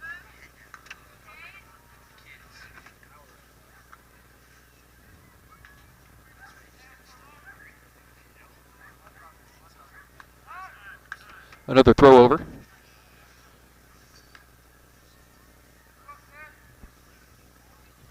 ball and a strike now to the Lion catcher.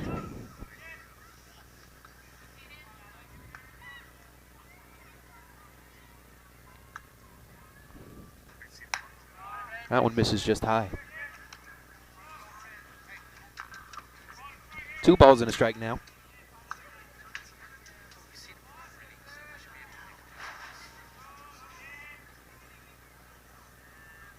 The 2-1. That one's lifted into the air, playable. Into shallow left. Berglund charging up on it. He won't have time to settle down, but a running catch for the left fielder for out number 2. After not calling Ben's name a whole lot here, you get him on back-to-back plays now. 1 aboard with 2 outs. Damian Stout to the plate. 0 for 1 on the day. Reached on a fielder's choice, but there was a force out at home back in the 3rd inning. Now a ball and no strikes to Damian Stout. See, he's hitting for Thayer here.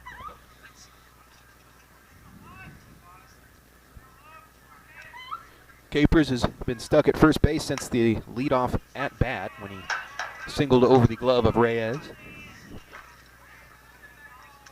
So now the count even to Stout.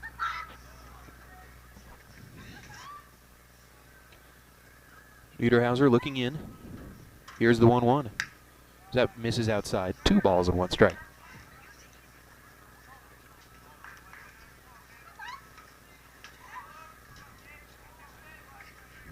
Niederhauser trying to get through his 5th inning of work, excuse me. It's now 3-1. Seaman on deck.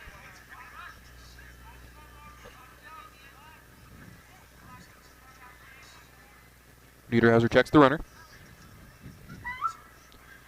Not a whole lot of lead for Capers there. That one just misses inside. That's ball 4.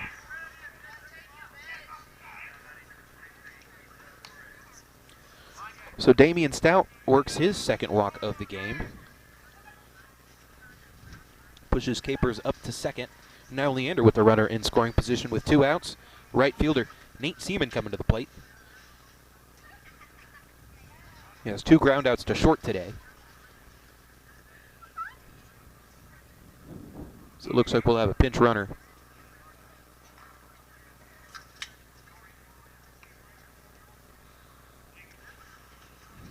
And that one will be for Capers. Number 8, Nate Seaman.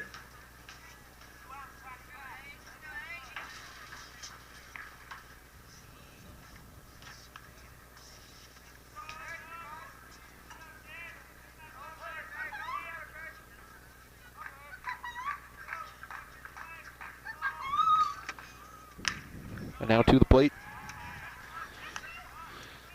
is Nate Seaman now with a 1-0 count. Niederhauser trying not to let this inning keep going after he worked it to 2 outs. Walked Stout. Now a 1-0 count to Seaman, make it a 1-1 count on the foul ball. Salazar on deck. 2 walks.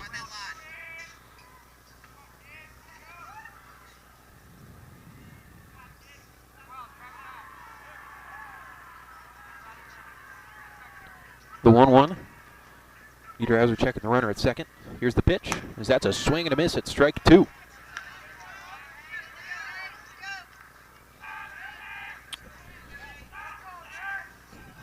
Niederhauser still without a strikeout here tonight.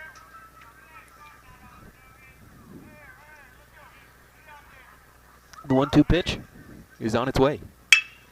As he reached low for that one, and this one goes right to Boyer. He'll go the short way to 2nd base for out number 3. That's the 3rd straight ground out to shortstop for Nate Seaman, and that one will end the 5th inning. We head now to the bottom half of the 5th for Eastview. It will be Boyer, Berglund, and Huerta due up, looking to get something going, looking to get some runs aboard. Patriots trail 2-0. You're listening to Eastview Baseball on Vype Live. The University Interscholastic League would like to thank its corporate sponsors. Without the generous support of these sponsors, many UIL activities would not be possible.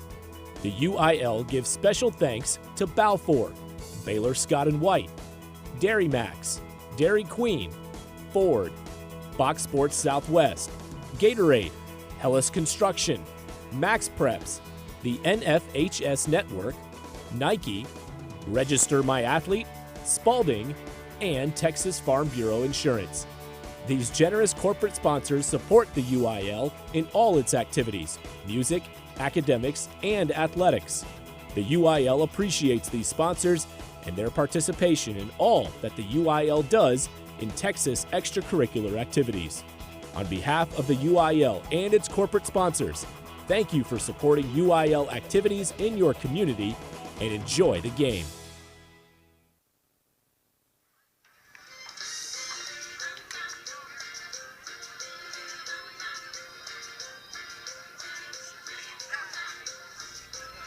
Some Selena in the bottom half of the fifth. Always a fan. Number 8, Daniel Boyer. As it's Boyer once again. He first pitch swinging, showing off some of that pop as he lifts this one high and deep out of play over on the third base line. Anyone's cars over there? Mine?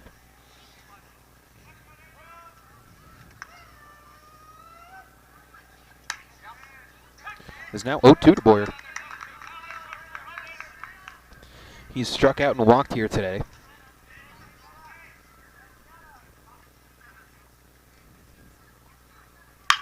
This one's chopped foul.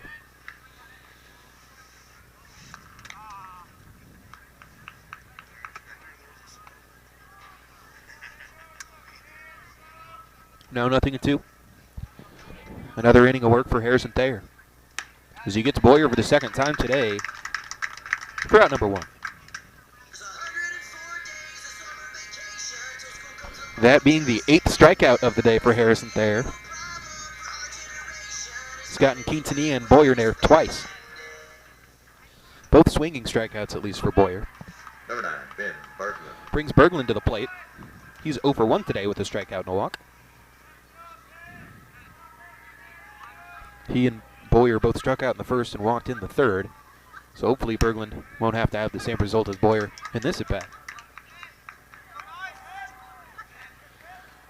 But not the most auspicious start to the at-bat as he's down 0-1.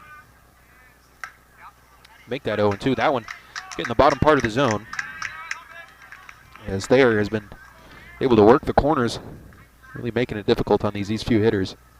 Is now the 0-2 to Berglund as he swings and misses at this one. Strike 3. So quickly 2 outs now for Tyler Huerta.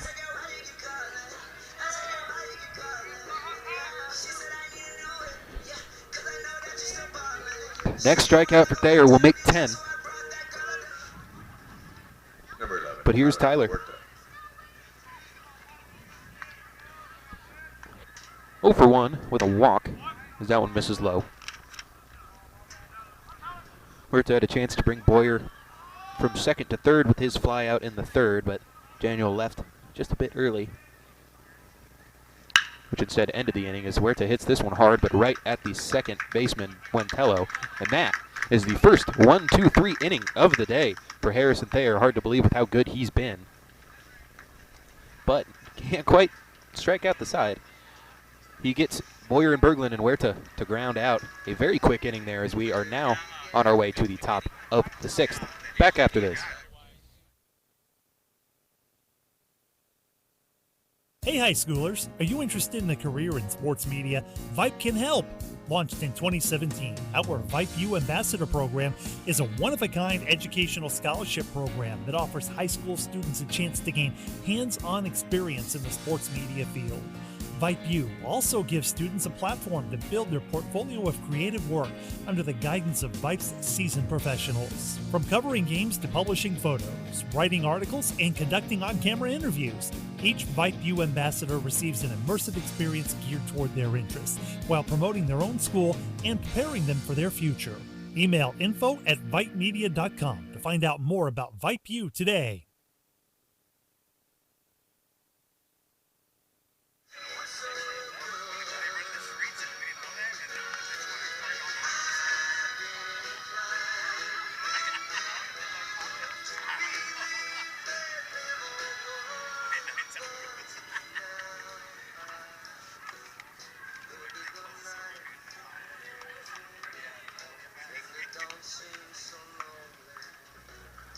back in it now for the top of the 6th.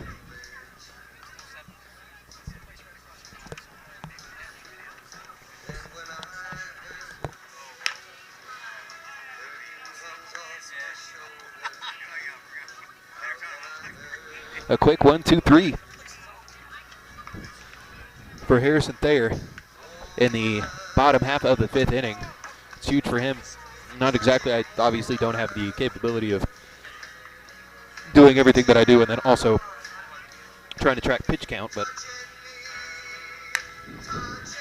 Thayer had thrown a lot of pitches there, and then to get out of it so quickly in the 5th is big news for him and his pitch count, but that will be the end of the road. Yeah, what he said. That will be the end of the night for Logan Niederhauser. Throwing 5 very good innings, only allowing 2 runs. Both of them in the 1st inning, just 5 hits. So another good start for Logan Niederhauser. The offense just hasn't been there to back him up as that first pitch from Walter right down the pipe for strike 1.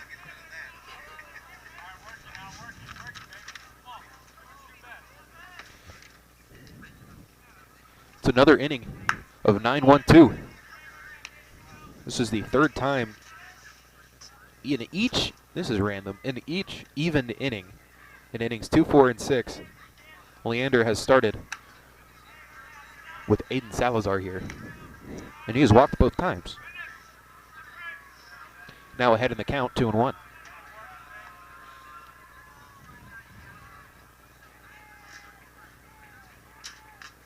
The 2-1 as that got Salazar, and he is aboard with his 3rd free base of the game.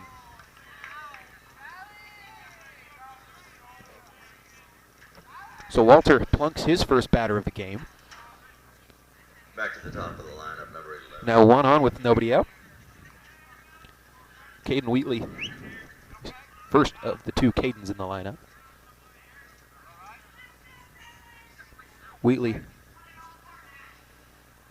1 base hit already in the game, was a single in the 1st. Came around to score. He laid down a bunt there in the 4th inning. Let's see if he does it here. Yep, looks like he's showing it, but that one well high from Walter.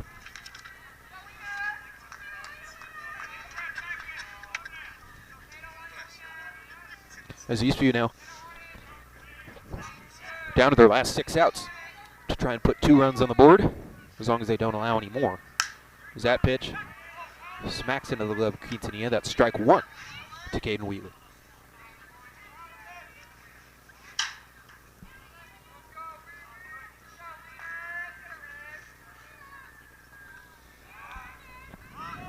As that one's going to miss inside. Now 2-1. The runner stumbled, and ooh, if that throw is a little more timely.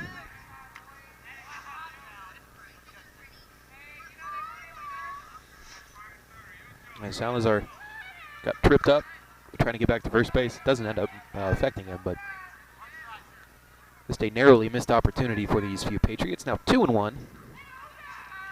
Still showing bunt as he pokes this one down the first base line. This is going to be a tough play. Reyes had to come up and get it, and Wheatley was able to beat it out, but Wheatley pulling that hamstring, trying to beat that thing out.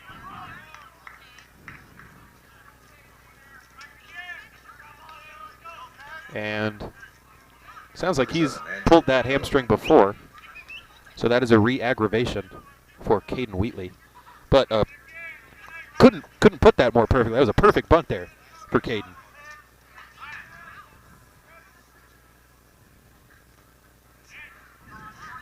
As Reyes had to come up and field it, and he couldn't come up and get the tag on him. There's now 2 aboard as this one bunted foul back to me.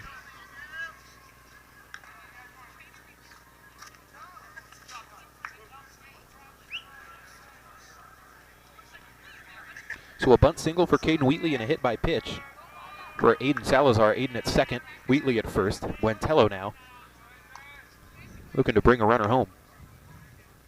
Still showing bunt. So now 1-1.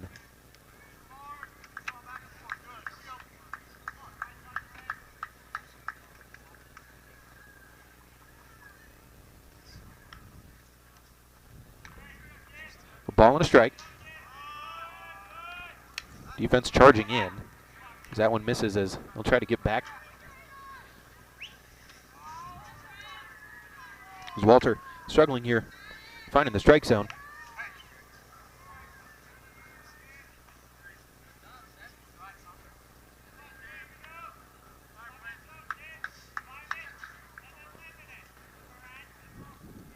Now Walter back to the mound. Looking in, checks the runner at second. Comes set. The 2-1, still showing bunt. Is this one another good one? As Walter going to have a tough play. The throw over to first is in, not in time. It got away. And now the runner coming home from third, and they should get an out here. Runners at second and third have both tried to advance, and now everyone is coming in on the play. The throw over, and now they've got him in a pickle, as this has to result in an out as they get Salazar. But the result of that is still kind of the same, as they couldn't get the out at first. That's another bunt single. I don't think they're, as I'm thinking about the play, I don't think that there was a throwing error on Eastview. It just got away from Reyes at first base on the throw over, but then the runner from third got a little too antsy trying to steal home, and he got out ahead of himself and was thrown out. So Salazar is out. That one right down the middle, and a strike to Cotton. So Jaron Cotton is at the plate. Andrew Buentello reaches via a bunt single. So back-to-back bunt singles. Two really good bunts, as that one's going to get through the infield. One run will score, and they're waving him. No, they're going to hold him up there, and that's probably the good call, as he would have been out if they were able to get that ball home. But now a 3-0 lead as Jaron Cotton singles home. Who? Caden Wheatley. Okay. As Aiden Salazar was caught trying to get home. And in the meantime, on the bunt from Buentello, sends Wheatley to second, and after everyone was running, put Wheatley at third. Buentello with the bunt single and was able to advance to second. So now Buentello is at third. Jaron Cotton is at first. It's runners on the corners with one out, but they pop up right behind second base. Pullen coming up on it and making the play for out number 2. The throw over to Santana, not in time. So after all of that, Leander has tacked on one more. Cotton has reached with his second base hit of the game. Capers pops out to second, but now Lucas Flores, the left-handed hitter, comes to the plate. He's 1 for 2 on the day, a single and a walk. Flew out his last time up in the 5th. As he fouls this thing off, the runner will have to go back to second base, or excuse me, to first base. Flores coming up wincing as he fouled it off his leg there.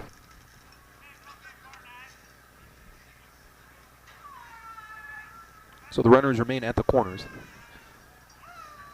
Buentello there at third base, Cotton at first. Trey Walter looking to get out of his first inning with just one run given up. The throw over, not in time. Quite a few throwovers in this game.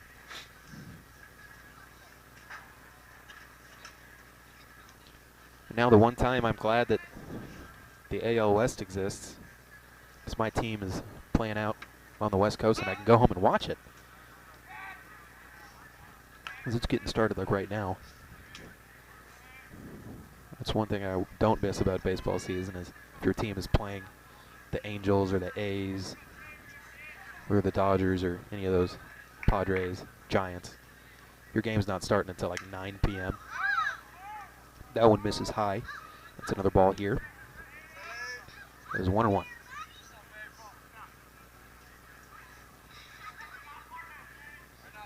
Fortunately, all of our games here either getting started at 7 p.m. or tomorrow, of course, at 1 p.m., where the Liberty Hill team will be visiting Patriot Park, as this one swung on and missed.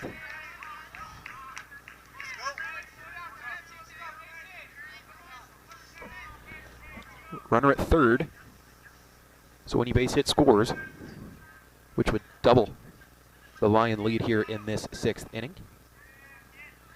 looking for 2 runs apiece as this one's fouled back, so having to go back to first base once again is Jaron Cotton. Leander has scored 2 in the first and 1 in the 6th. Patriots have scored none at all.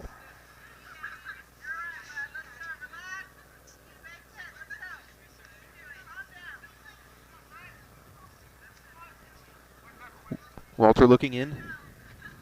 Flores back to the plate. Another throw over just to get the runner back.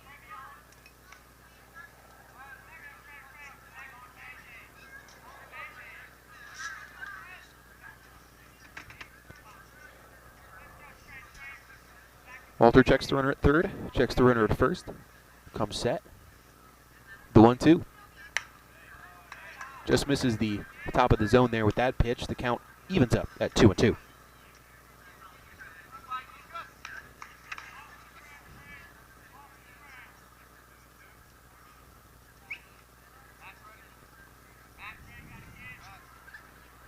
So here's the 2-2. Walter delivers, runner goes, and this one's popped up out of play, so Cotton will have to go back another time.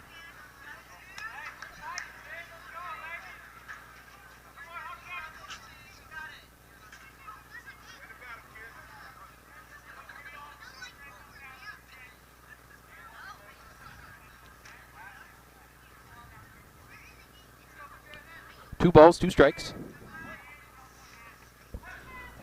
Walter misses high there. The count goes full. Another very good at-bat for Leander, as Lucas Flores is really hanging in there.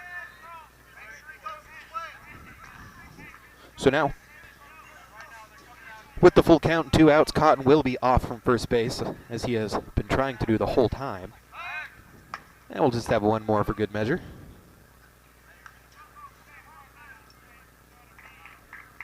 So I'm sure right now Jaron Cotton is thankful for the all-turf infield. The amount of times that he's had to get dirty here on just this at-bat on steal attempts, and this one misses, and that is a beautiful at-bat from Lucas Flores to work the bases loaded.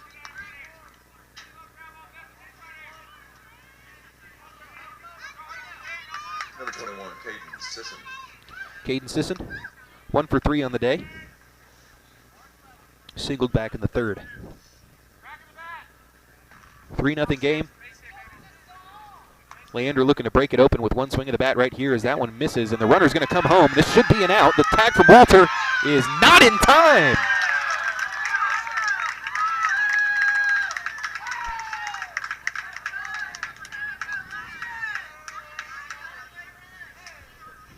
As Walter couldn't get the tag down, as that was an ill-advised send. And a very good slide. As Buentello. This one's hit softly off the third base line. That should be able to do it. And a great slide to score that 4th run of the inning from Andrew Buentello, just able to get it out of the way of Trey Walter. And Trey, probably not in the best position to lay that tag down, but of course that is not his primary position. Trey Walter hasn't had to do a lot of tagging out at home. But as a result, Leander adds 2 more here in the 6th inning. 3 singles and a walk. Makes it a 4-0 game, 7 base hits on the day for the Lions. That'll be Patrick Reyes, Jesus Santana, and Ryan Pullen due up in the 6th inning for Eastview as they'll try and claw their way back into this thing. It's 4-0 Leander. Back after this.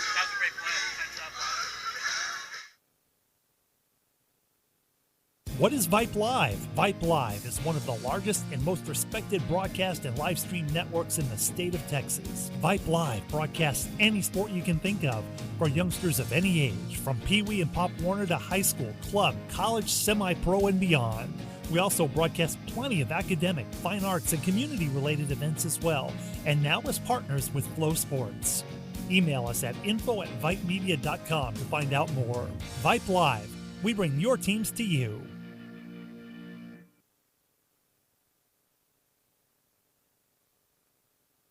Interested in Vype Campus? Vype Campus brings our popular citywide media days right to your doorstep. As a Vype Campus client, we will work with you to help you take advantage of our unique campus model to build a unique experience for your school.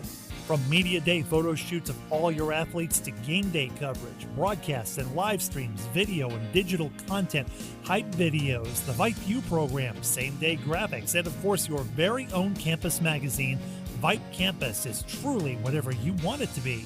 Email info@vypemedia.com to find out how to join Vype Campus today.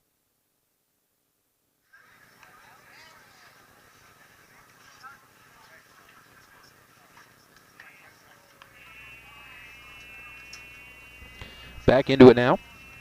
We will have a new pitcher for the Leander Lions, so that wraps up just an absolutely excellent display from Harrison Thayer here in this one. Both starting pitchers go 5. As with those 2 extra insurance runs, I'm sure that played a part in the decision to pull Thayer here. But now, it'll be number 10, Max Kreitz.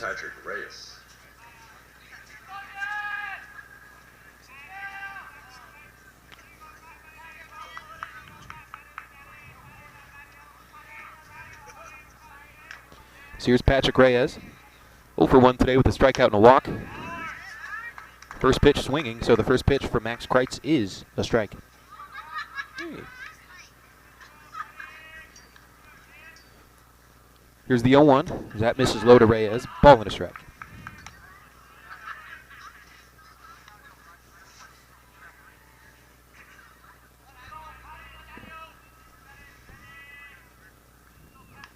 The 1-1. That'll miss low, and that'll roll all the way to the backstop as it gets by the catcher. So 2 balls and a strike to the leadoff hitter in the bottom of the 6th.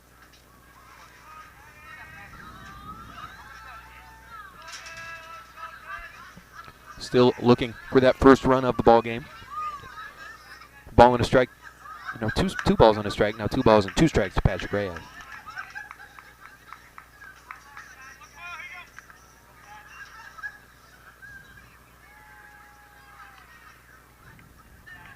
Pitch from Kreitz. As that's fouled off, and staying alive will be Patrick Reyes.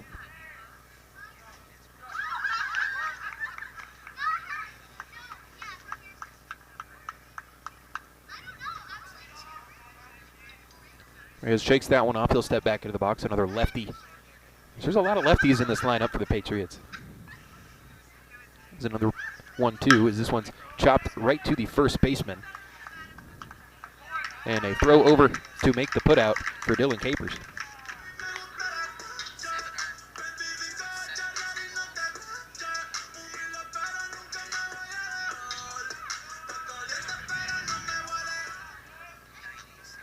So Santana to the plate now. He has one of the only 2 hits in the game for the Patriots.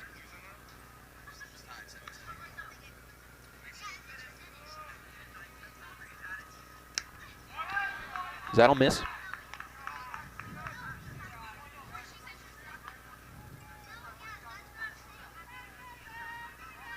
Got a softball game going on, so we're getting a double dose of the Sweet Caroline treatment. That one a much more high-scoring affair than we've got here. As all in all, this is a pretty short game.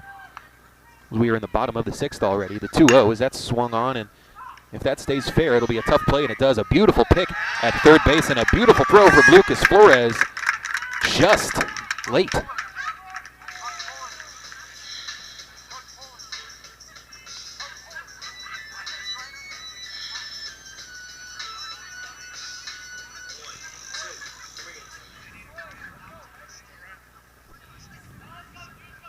So Santana just a little slow getting down the line. And a beautiful pick.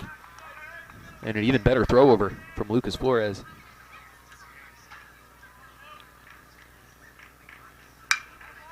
He's swinging a foul ball for Ryan Pullen now. Number 2, Ryan Pullen, the batter. Ryan hitless on the day is a sacrifice bunt and a strikeout. So Thayer ends his night with just those 9 strikeouts. Couldn't quite get it to double digits, but still, what an outing from Harrison Thayer. I'm getting a little tired of saying that about opposing pitchers. We've seen some just absolute gems in that Cedar Park game. Georgetown, Browse comes to mind. But now, 0-2 to Pullen with 2 outs. This one's lifted into center field. Drifting back on it to make the putout is Caden Wheatley, and he can't make the play. So an error out in center field has Ryan Pullen pulling into second base.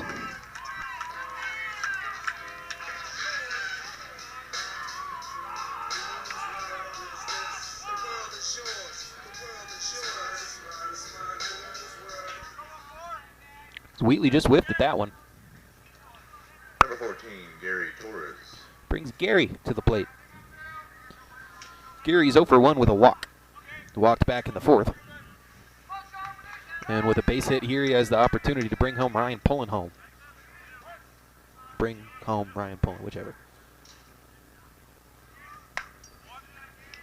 Call that an E7.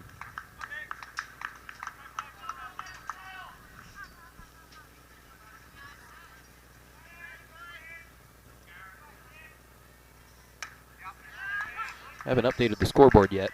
Either indicate a base hit or an error.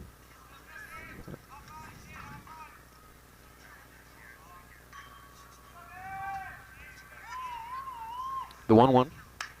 Torres takes that one. That'll catch the inside corner. So now with ball and 2 strikes to Gary Torres.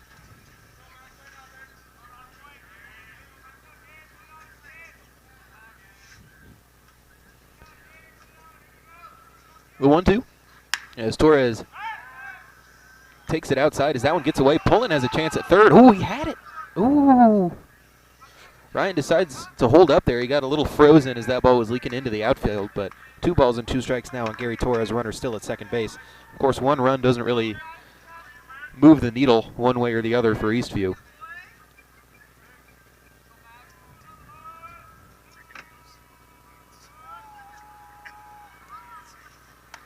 As that one catches the outside corner, that is strike 3. That'll end the inning. Eastview can't do anything with the error for Ryan Pullen. And another strikeout for Eastview batters as we head to the top of the 7th. Campus? Vype Campus brings our sorry about that. And due up for the Leander Lions are Sisson, Stout, and Seaman, 6, 7, and 8. We head to the 7th, the final inning of play. Back after this. Interested in Vype Campus? Vype Campus brings our popular citywide media days right to your doorstep. As a Vype Campus client, we will work with you to help you take advantage of our unique campus model to build a unique experience for your school. From media day photo shoots of all your athletes to game day coverage, broadcasts and live streams, video and digital content, hype videos, the Vype U program, same-day graphics, and of course your very own campus magazine, Vype Campus is truly whatever you want it to be. Email info@vypemedia.com to find out how to join Vype Campus today.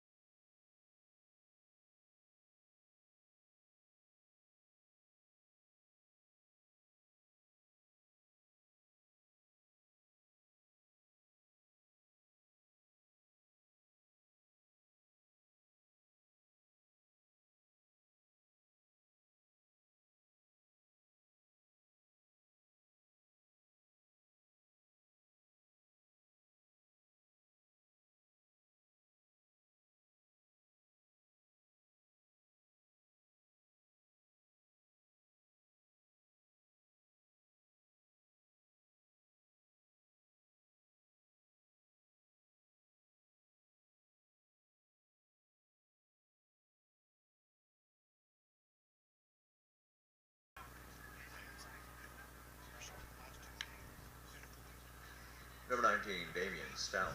Brings Damian Stout to the plate. Walked his last time up in the 6th. Still looking for his first base hit. He does have a pair of walks, though.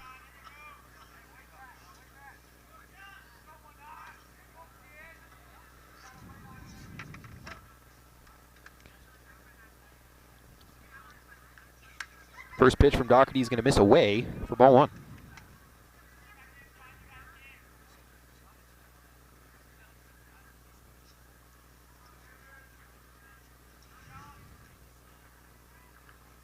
This one swung on. Chopped to the shortstop, Boyer. Fields it cleanly. It's going to be a tough pick at first. A pick that Reyes can't make.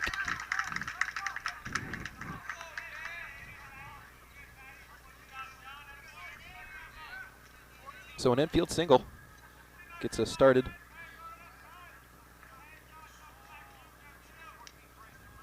There's now Nate Seaman to the plate. No, we have a pinch hitter.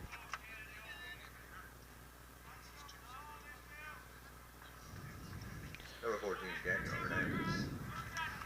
What he said, it's Daniel Hernandez to the plate.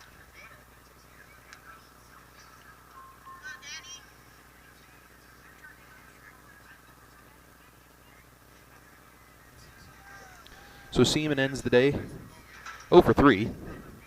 Hernandez looking to keep this 7th inning going after the leadoff single from Damian Stout.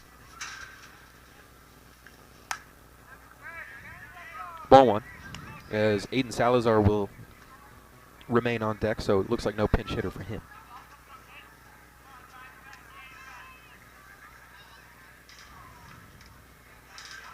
The 1-0. That'll get away. A runner will advance to second.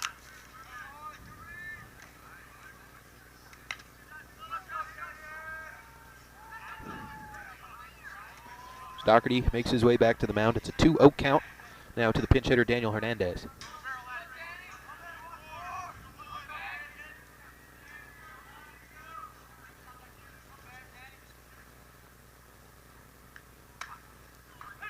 Finds the strike zone.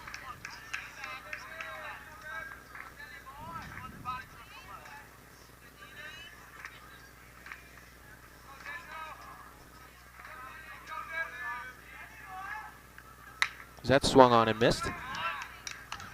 So Hernandez with an even count 2-2. Doherty works it from 2-0 to 2-2.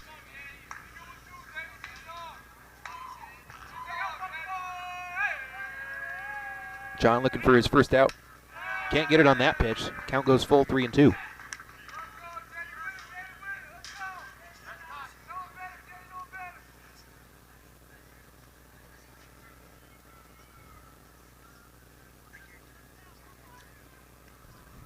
The payoff. Misses.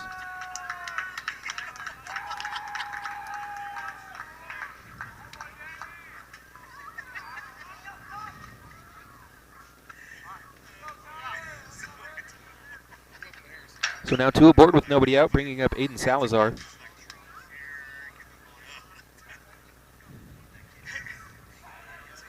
He's technically 0 for 0 today. A walk, and a hit by pitch.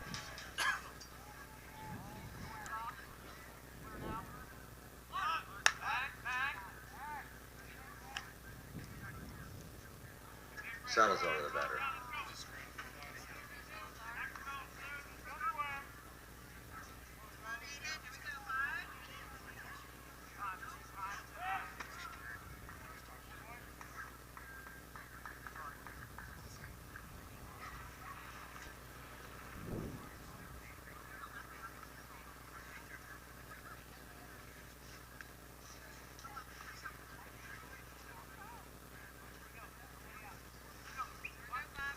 Salazar back to the plate. Doherty still looking for that first out.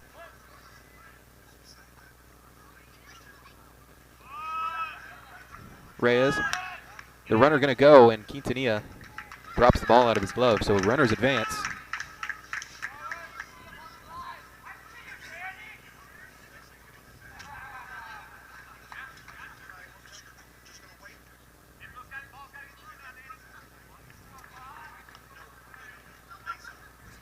The 1-1.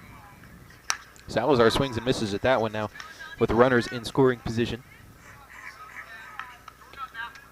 Single into the outfield likely scores 2 more. Eastview just 2 hits here tonight. The 1-2. That'll miss, and the runners will be able to get home on that. 5-0.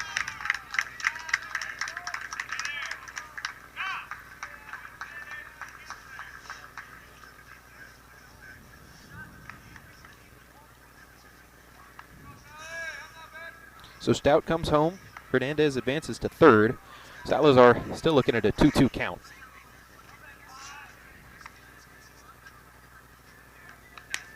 Three-two.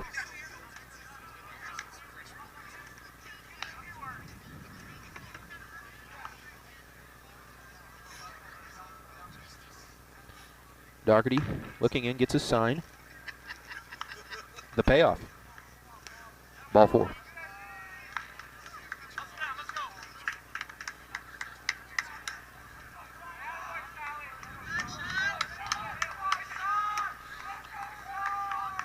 Brings up number 1, Sean Wilson.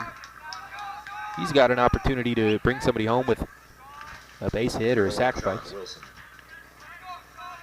Heck, even a double play ball. But now 5-0. Runners at the corners, that's strike 1.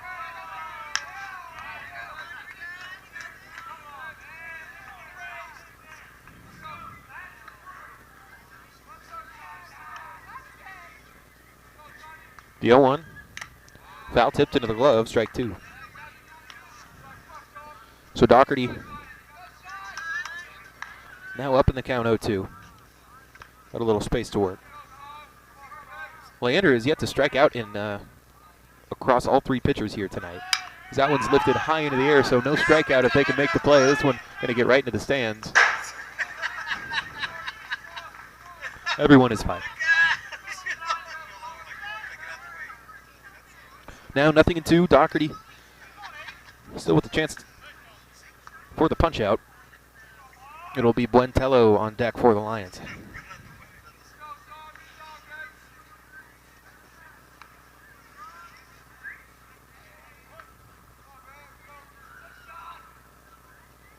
Runner goes as they'll try to get the runner at third. As they'll get him at third. So a pickoff at third base.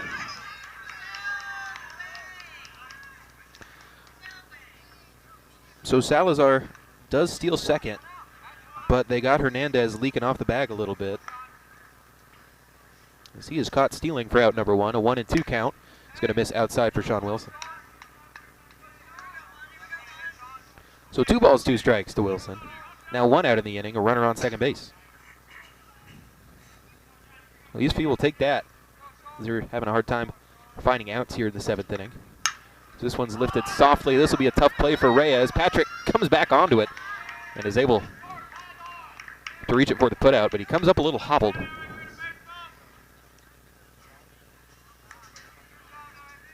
Number 7, Andrew Buentello. Bringing up Buentello now with 2 outs.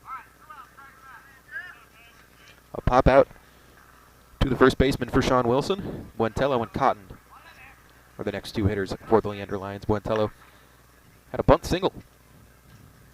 Part of that big 6th inning is no one covering second base.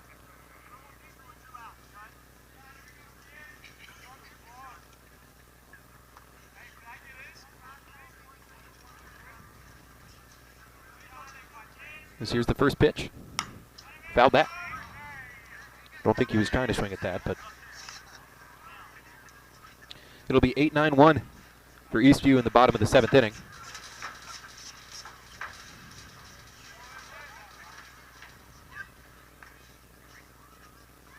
Here's the pitch.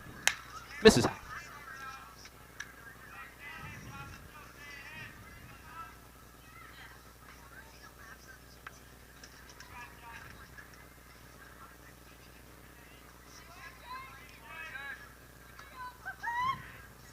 The 1-1, as that'll get away. The runner will advance.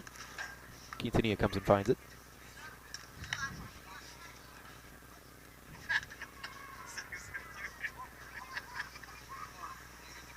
So 5-0, 2-1 to the batter, Andrew Buentello. Buentello 1 for 3, or 1 for 4, excuse me, on the day.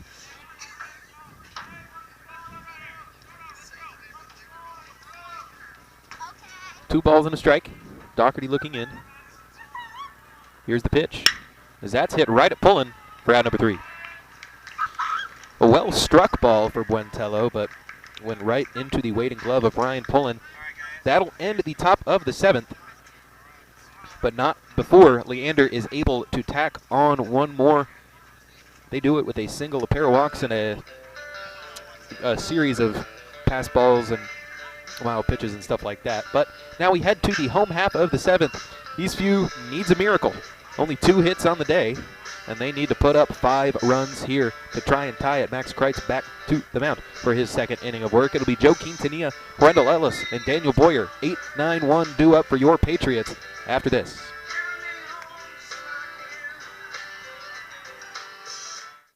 Hey high schoolers, are you interested in a career in sports media?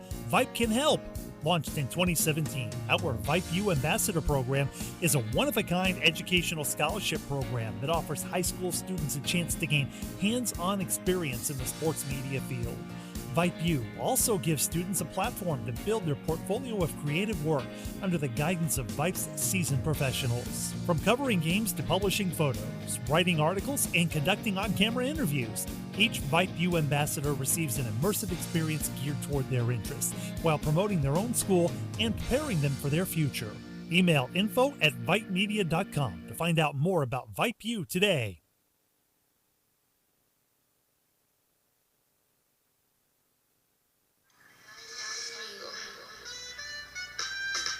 Into it. We will have a pinch hitter. Number 16, Andrew Godinez. Andrew Godinez to the plate. He will replace Joe Quintanilla in the lineup.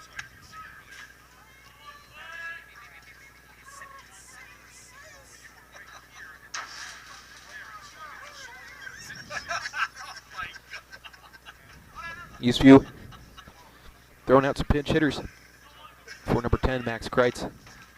Not a save opportunity, but still some good reps for him. Rock solid in his first inning. The only runner was an error, as this one's lifted high into shallow right. That one drifting foul, and it will be foul.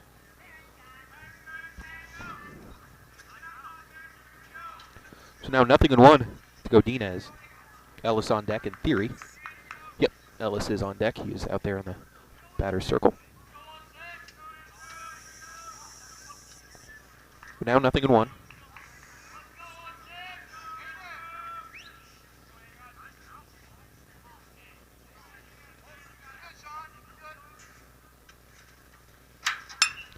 Another swinging foul ball, as that's now 0-2 to Andrew Godinez.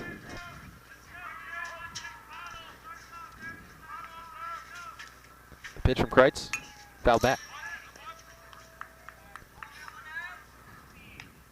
As the yellow jacket that has been perched on the net has not appreciated that ball being fouled back into it.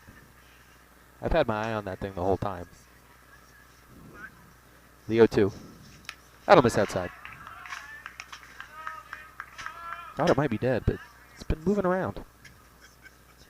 So just have a nasty stinging insect hovering over me all game. As this one's rolled to the second baseman. The throw over from Buentello is in time for out number 1. So Leander now a couple outs away from improving to 6-2. Not sure what else is going on with all the games outside of the ballpark tonight within district, but Rendell Ellis now to the plate.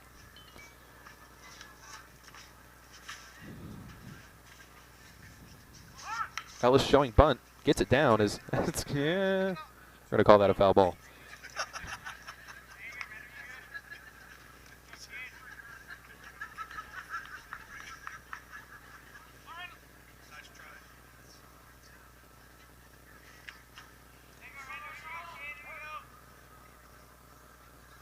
The 0-1 to Ellis.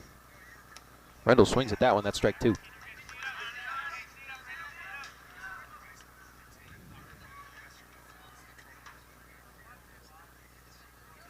Kreitz looking in. The 0-2 pitch. That's going to miss outside, so a ball and 2 strikes now.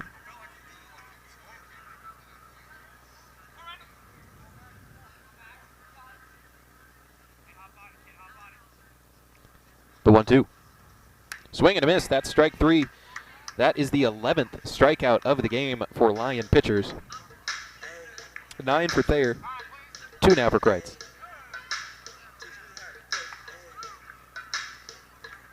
As we will have a meeting at the mound. Unsure why. Boyer will be pinch hit for.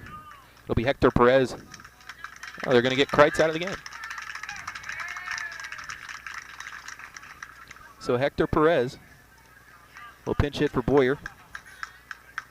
As now Leander has brought in a batter, or a new pitcher, to round out this game. It's number 20, Gabe Millard. Millard like Fillmore.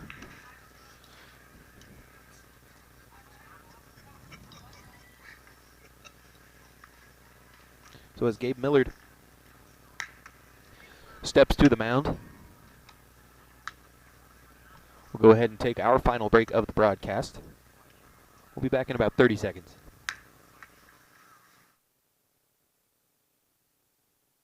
Interested in Vype Campus? Vype Campus brings our popular citywide media days right to your doorstep. As a Vype Campus client, we will work with you to help you take advantage of our unique campus model to build a unique experience for your school. From media day photo shoots of all your athletes to game day coverage, broadcasts and live streams, video and digital content, hype videos, the Vype U program, same day graphics, and of course your very own campus magazine, Vype Campus is truly whatever you want it to be. Email info@vypemedia.com to find out how to join Vype Campus today. Back into it. Gave Gabe Millard, one of the younger guys on this Lions team. Want to give him some work with in a low pressure situation.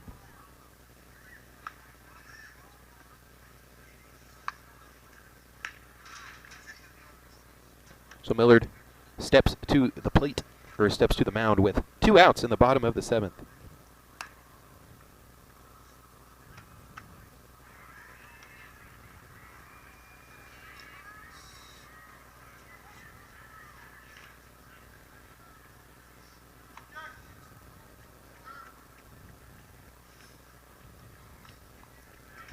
Now to the plate is Hector Perez. Number 21, Hector Perez.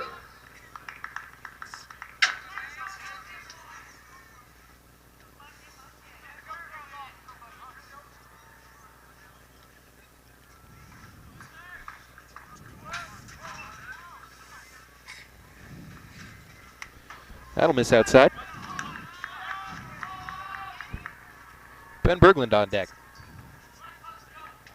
Of course, if we get there. The 1-0. Perez takes that. He's worked a 2-0 count.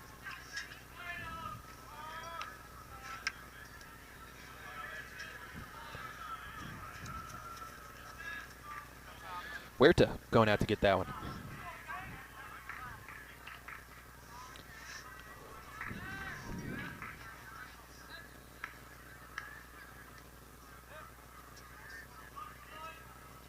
The 2-0 to Perez. Hector taken all the way there. Now a 3-0 count. Berglund on deck, going to try and give Eastview some life. If Perez can get aboard. That's strike 1.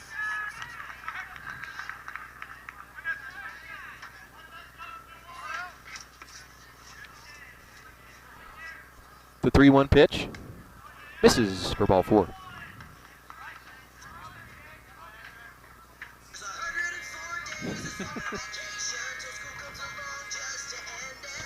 So Berglund stepping into the box. Is Gabe Millard trying to get out of this game for the Leander Lions.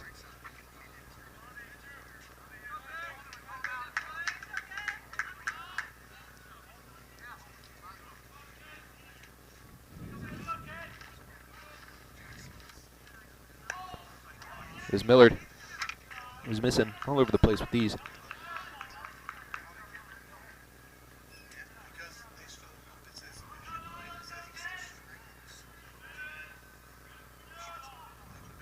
The 1-0 misses. So now Tyler Huerta is on deck if Berglund can get aboard with a chance to bring a couple of these runners home. The 2-0. Berglund fouls that back. That's the first swinging strike since Millard's been out there.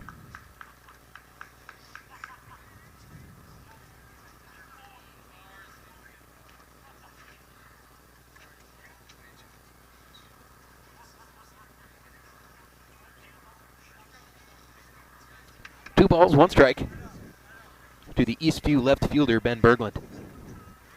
He's trying not to get shut out. The 2-1. Misses though. Tyler Huerta looking for his first base hit. He is on deck. He's now in the bottom of the 7th. Here's the 3-1. Make it full count. 3-2. Berglund fouls it back.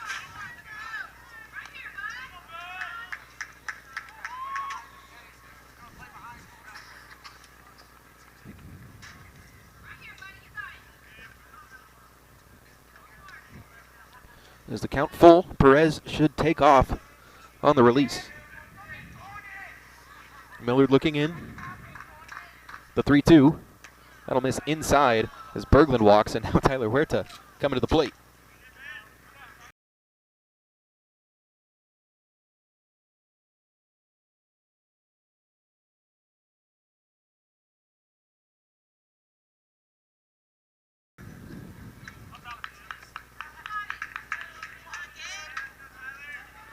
Number 11, Tyler Huerta.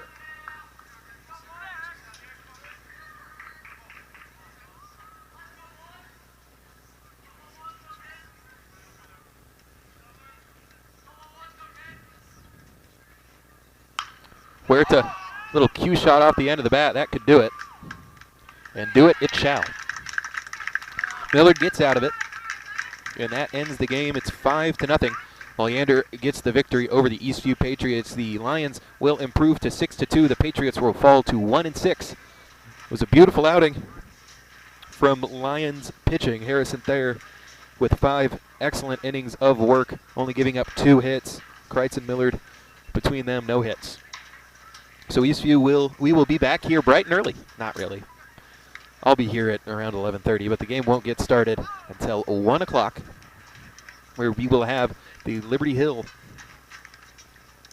Panthers? Yeah, the Liberty Hill Panthers taking on the Eastview Patriots here tomorrow afternoon. See if the Patriots can bounce back and try and pick up a victory after being shut out at home by the Leander Lions. Another tough loss for the Patriots, as the offense just couldn't bring it here tonight against this excellent pitching. So that'll do it for us. We'd like to thank you for tuning into the broadcast. Final score, 5-0. We'll be back in just a few hours. Eastview and Liberty Hill will be back in it. That'll be the first rematch of the district slate. But we're going to go ahead and sign off. I want to thank you one more time for tuning in. Hope you all have a great night. We'll be back tomorrow afternoon, hopefully another beautiful day of baseball.